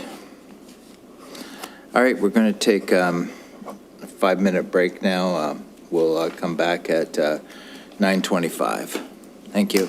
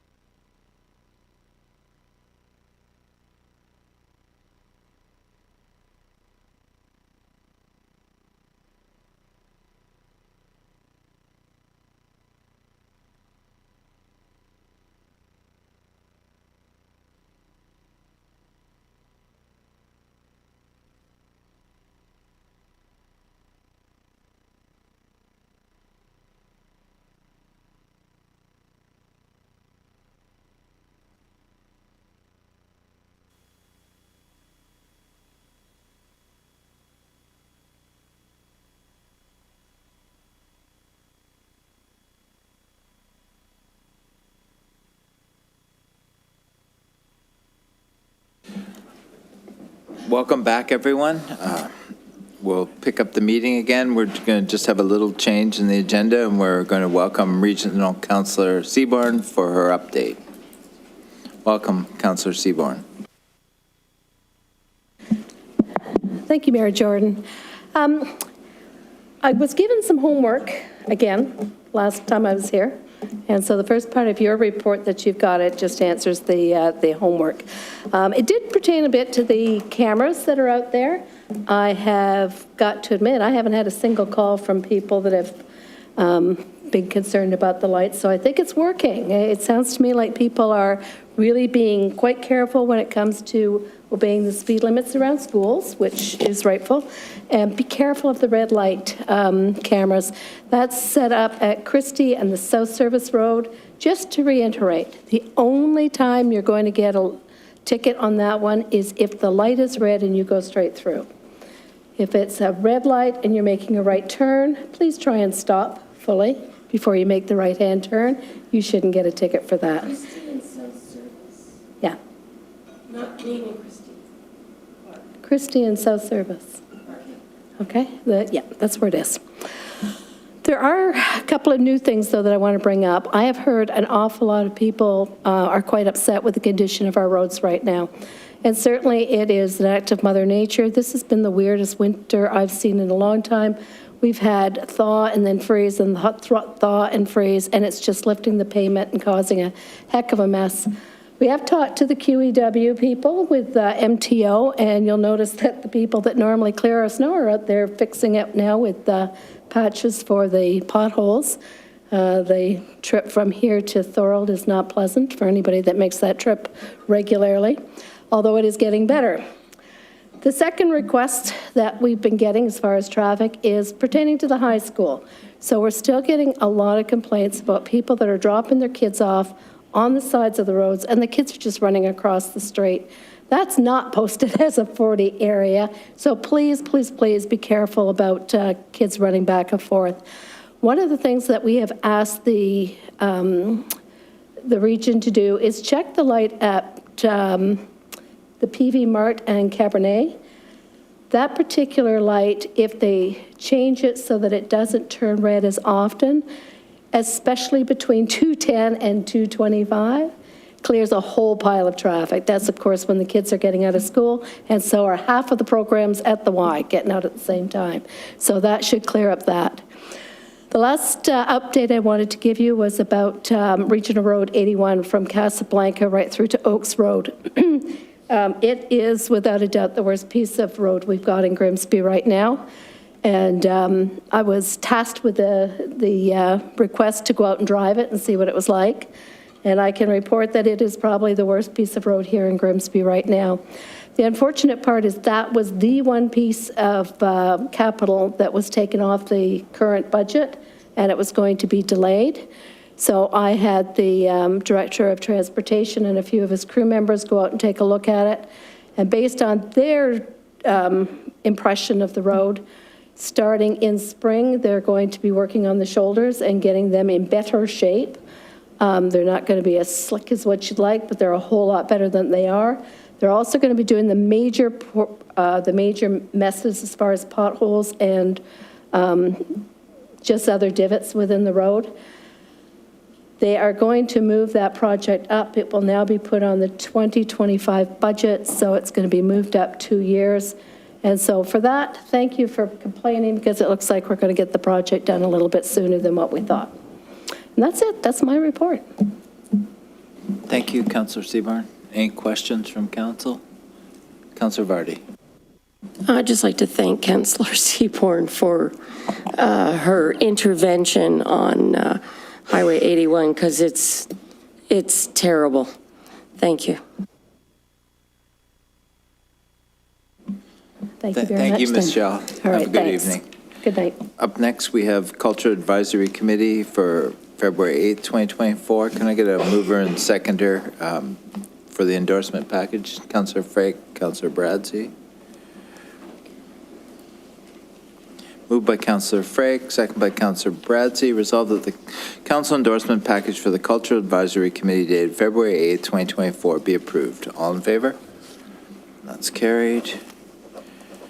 Up next, we have receipt of board minutes, Grimsby Public Library Board, Committee of Adjustment, Culture Advisory Committee. Can I get a mover and seconder, please?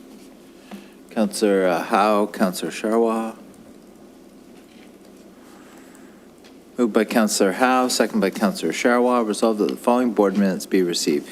Grimsby Public Library Board, January 10th, 2024. Committee of Adjustment, January 16th, 2024.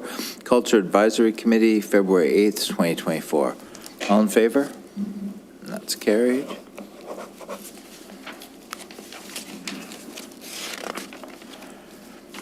Up next, we have announcements. And I'll start off with the Heritage Week. I wanted to take a moment to wish the town of Grimsby a very happy Heritage Week. On behalf of Town's Council, I also want to thank the people that came before us and helped shape this town and what it is today. From our first Indigenous people that gathered, and inhabited our lands, to the European settlers that brought with them their beautiful architectural styles, technology, and innovation, and to all the people that have come and continue to come to our beautiful community, sharing with us their traditions and culture. Our town is proud of our rich, inclusive history, and we strive to be front runners in the preservation of our stories, our traditions, and our buildings. I want to give a very specific thank you to our volunteers, our curators, our archivers, our heritage property owners, and all those that contribute to the preservation of our tangible and intangible history. Please stay tuned to our social media accounts over the next week as we celebrate Heritage Week. Thank you, everyone. Councillor Bradsey. Thank you, Mayor Jordan, through you. I just wanted to announce that the Grimsby Cadets Club's Greater Mini Putt Tour. Tickets were on sale yesterday, and it'll be on Sunday, March the 10th, and all proceeds will be in support of West Lincoln Memorial Hospital. A great yearly event, and I encourage everybody to go out and support. Councillor DeFlavio. Thank you, Mayor. Through you, this Saturday, the 24th, the Town of Grimsby's team will be participating in the Coldest Night of the Year Walk, which is a great fundraiser for our local people in need. So I encourage those who are unable to walk to make a donation. It goes to a good cause. Councillor Sharwa and I will be there on behalf of councils, but if anybody wants to make a donation, I can send out the link again to remind people. But it is a great cause. If you have a chance to come out, even just have a bowl of chili and thank those who are participating. There are organizations from churches and all over the community that are going to be there this weekend, and it's always a great event. Thanks, Your Worship. I'll be a late addition to the team, Councillor. All right. Bring your money. Councillor Vardy. Thank you, through you, Mr. Mayor. I just want to say that we had an excellent event at our public library on February 10th, CD Saturday. And it was well attended, and CD Saturday is a seed exchange where people can come in and trade seeds and get seeds for their garden. And there were quite a few people had come, and just trying to think. We did it in conjunction with the town of Lincoln, and so we had a very good turnout. So I just want to thank the library staff who helped to put on this important annual event. Councillor Howe. If I can, just through you, Mayor, just to add on, they had about 400 people out on for that event. So they were quite surprised. They're already getting ready for next year. Councillor DeFlavio. Thank you, Mayor. Councillor Vardy's announcement reminded me that the tickets for the Author Series, the spring session of the Author Series, go on sale on Monday, February 26th. The 3 sessions have been announced, and they are March 22nd, April 26th, and May 31st. Again, it's a great fundraiser for the library, but beyond that, it's a great opportunity to see Canadian authors in person, hear them speak, and learn about their process. It's just a cool event that's been going on for years, and that brings people from all over the province and from all over authors from all over the country to Grimsby. So I'd encourage people to buy their tickets because it usually sells out pretty quickly. Thank you. And one further announcement, coming up on Friday, March 8th, 2024 at Mountain View Church, the Age-Friendly Committee is offering an age-friendly conference entitled Aging with Passion and Purpose. And there's a number of guest speakers. There's a number of our opening speaker is talking about the blue zones, areas in the world where people live to 100, a high percentage of people do. And this is something where we're hoping to eventually make Grimsby a blue zone. And also, one of the speakers, we have a fairly large presentator and speaker list, as well as a lot of contributors. But one of our own, Councillor Davoli, is hosting a financial literacy presentation, and we're really proud to have her there with the Age-Friendly Committee. So that's on Friday, March 8th at Mountain View.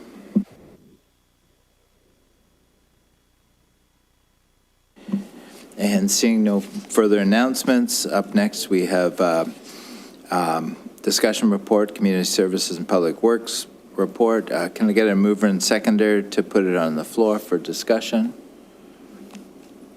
Councillor Davoli, Councillor Frake.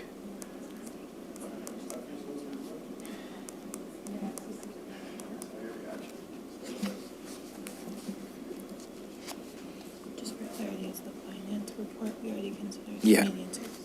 Okay. All right. So yeah, the community services report was already done. It's the finance report, report 24-05. All right. Moved by Councillor Davoli, second by Councillor Frake. Resolved that report FIN 24-05, 2024 financial disclosure under Ontario Regulation 284/09 be received, and the tangible capital asset amortization expense and post-employment benefit expenses be excluded from the 2024 operating budget. All in favor? And that's carried. Up next, we have notice of motions. Councillor DeFlavio, you have a notice of motion on Heritage Property Financial Support Programs. Thank you, Mayor. This is Heritage Property Financial Support Program. Whereas heritage properties contribute significantly to the cultural and historical fabric of our community, and whereas heritage property owners face unique challenges and responsibilities in maintaining and preserving their properties, and whereas financial support programs can encourage the preservation of heritage properties, therefore be it resolved that the council directs staff to explore the feasibility of implementing a heritage tax rebate or other financial support programs for heritage property owners in the town of Grimsby. Be it further resolved that staff undertake a comprehensive review, including but not limited to assessing the legal implications and compliance with relevant provincial and municipal laws governing property taxation, investigating the potential for matching rebates from the region and province, particularly regarding education taxes, researching existing heritage property support programs in other municipalities within the province to identify best practice, evaluating financial implications, considering potential impacts on municipal revenue, and identifying budgetary constraints, developing strategies for community engagement to seek public input and ensure transparency in decision-making, establishing an administrative structure for the program, including responsibilities, application processes, and monitoring mechanisms, exploring potential legal ramifications and seeking input and guidance from the province and federal heritage organizations. Be it further resolved that staff present their findings and recommendations to council in time for consideration in the 2025 budget. I acknowledge that this notice of motion will be given consideration at March 4th, 2024 council meeting. Thank you, Councillor DeFlavio. Councillor Bradsey, you have a notice of motion. Thank you, Mayor, through you. So I'll just read it. Whereas the town of Grimsby signed by law number 97-45 was drafted in 1997 and predates electronic signage. And whereas fostering an economic climate that seeks to retain and attract commercial and industrial businesses is a strategic priority in Grimsby. And whereas Section 3.8 states, no person shall erect, locate, or install a sign that does not advertise a product, goods, etc. located on that property.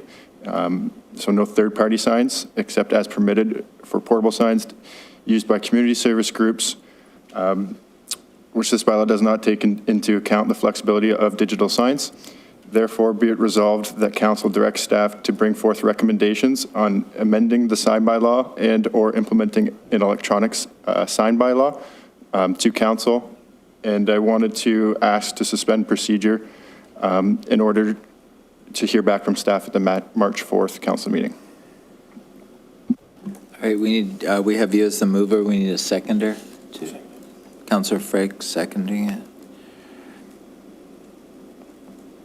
Moved by Councillor Bradzi, second by Councillor Frake. Resolved that the rules of procedure be temporarily suspended by an affirmative vote of 2/3 to discuss Councillor Bradzi's notice of motion on signed bylaw number 9745. Vote on e-scribe, please.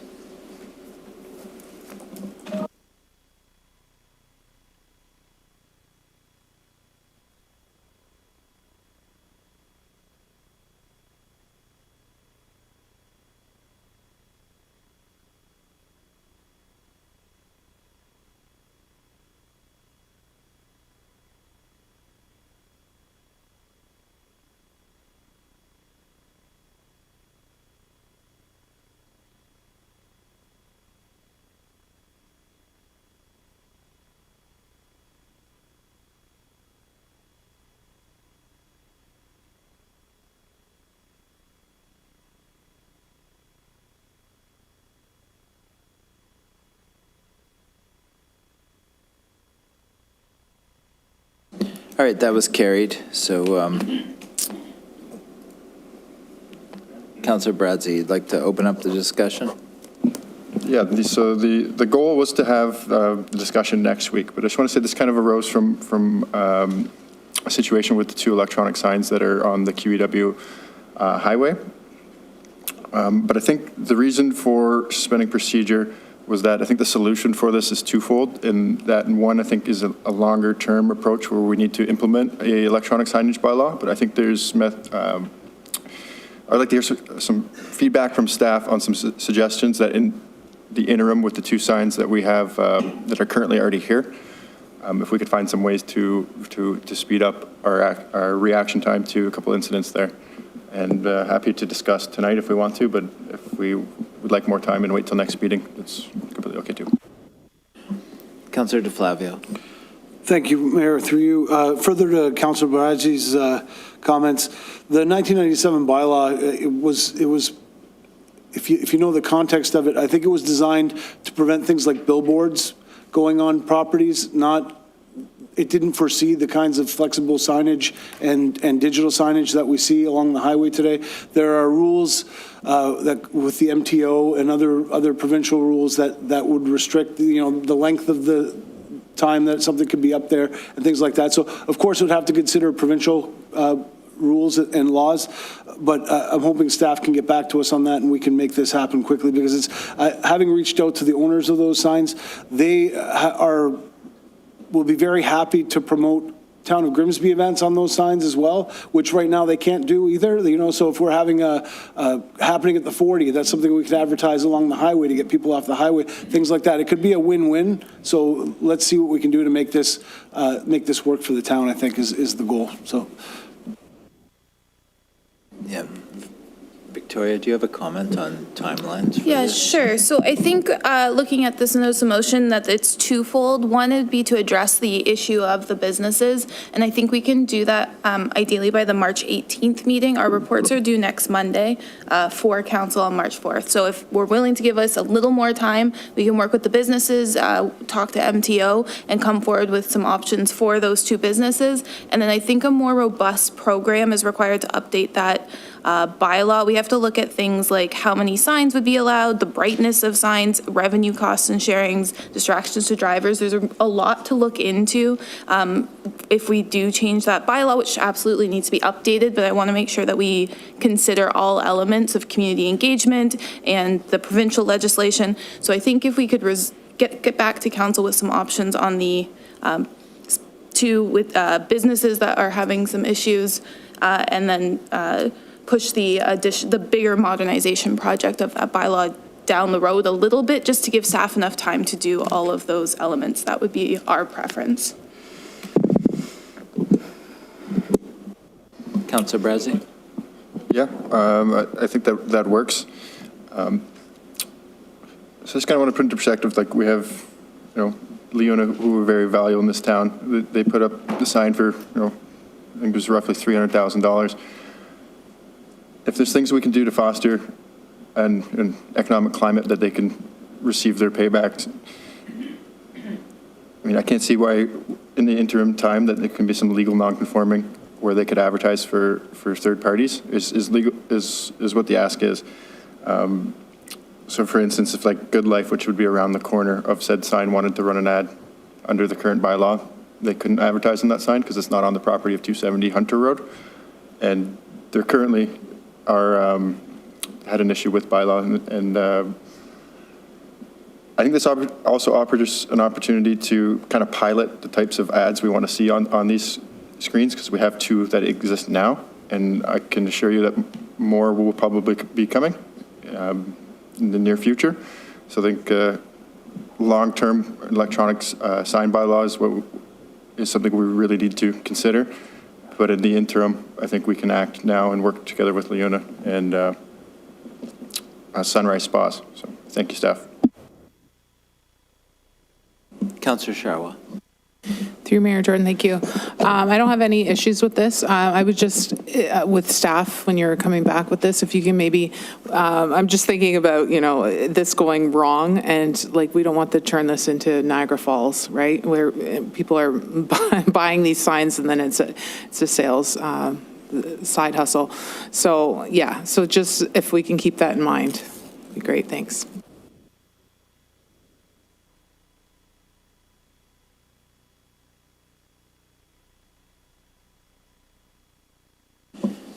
All right, seeing no further discussion, moved by Councillor Brazzi, second by Councillor DeFlavio.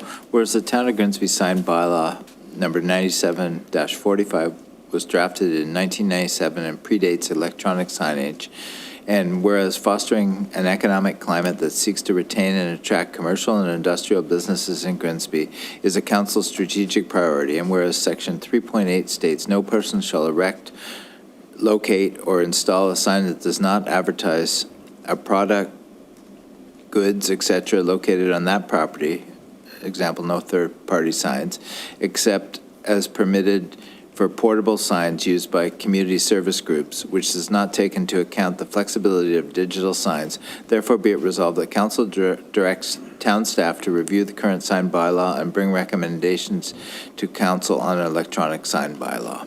All in favor? That's carried. Up next, we have correspondence. Correspondence from the Town of Lincoln, Growth Framework to Support Canadian Municipalities.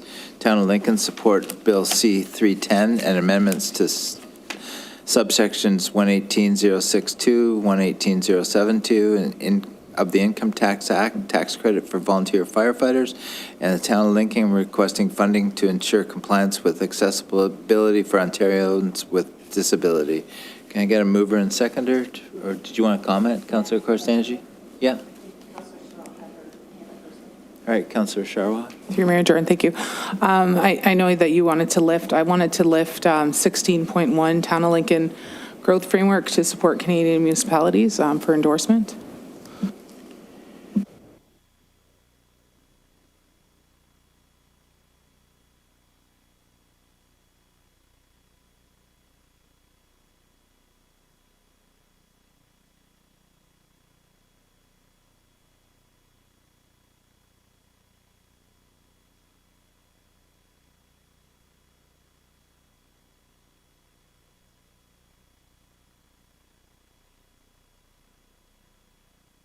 Yeah, we could just endorse them all, and that would be.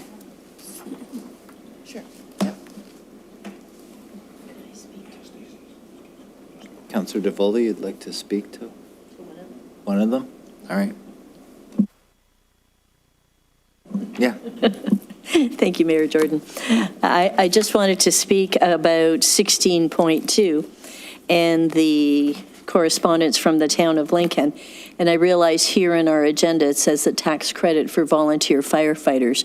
But that particular section of the act also addresses emergency service providers, volunteers who are in that program too. And I know here in our town, we have GAMRU, for example, and so on. So I just wanted to share that this section is not just about volunteer firefighters. It actually does address emergency service providers as well, volunteers who are in that category. The other thing I think that, well, I'll have two comments about this. You know, certainly we care greatly for those who volunteer in these positions and are enormously thankful that they do. I think the part I grapple with in this is that the recommendation here is to increase the credit at the federal level. And across the country, Ontario does not actually offer this credit. It is only a federal credit, and that's why in the letter and in the background, it talks about the $3,000 credit, which is calculated at 15%, so that the most tax that can be saved is $450. And Ontario is one of the few provinces across our country that does not actually allow for this credit at the provincial level. And so I do feel that if we are going to support this increase in the credit, likewise, we should be suggesting to the province that they too look at it being allowed at the provincial level. Not every province does allow it, but I would say those that do not have this credit are by far in the minority across the country. Maybe that's something that you want to bring forward to the next meeting. To get the, yeah, because it would be a separate resolution.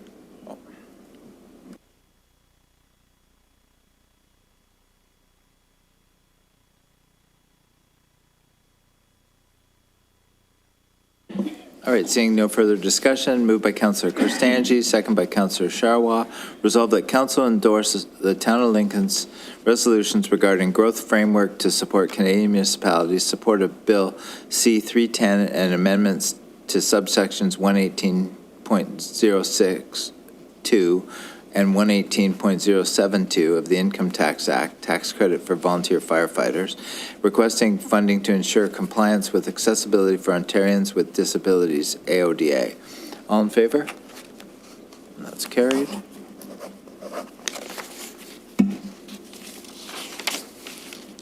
Up next, we have bylaws. Can I get a mover and seconder to approve the bylaws? Moved by Councillor Frake, second by Councillor Korstanji. Moved by Councillor Frake, second by Councillor Korstanji. Resolved that leave be given to introduce bylaws 24-09 to 24-11, inclusive, and that same be read a first time, considered, and passed. All in favor? That's carried. Next council meeting is scheduled for March 4th, 2024 at 6:30 p.m. Good night, everyone. Meeting is adjourned. Confirming bylaw. Oh, sorry. Thank you. I'm getting ahead of myself. Can I get a mover and seconder for the converbing bylaw? Moved by Councillor Vardy, second by Councillor Bradzi. Moved by Councillor Vardy, second by Councillor Bradzi. Resolved that leave be given to introduce bylaw 24-12 and that same be read a first time, considered, and passed. All in favor? That's carried. Good night, everyone. Meeting is adjourned.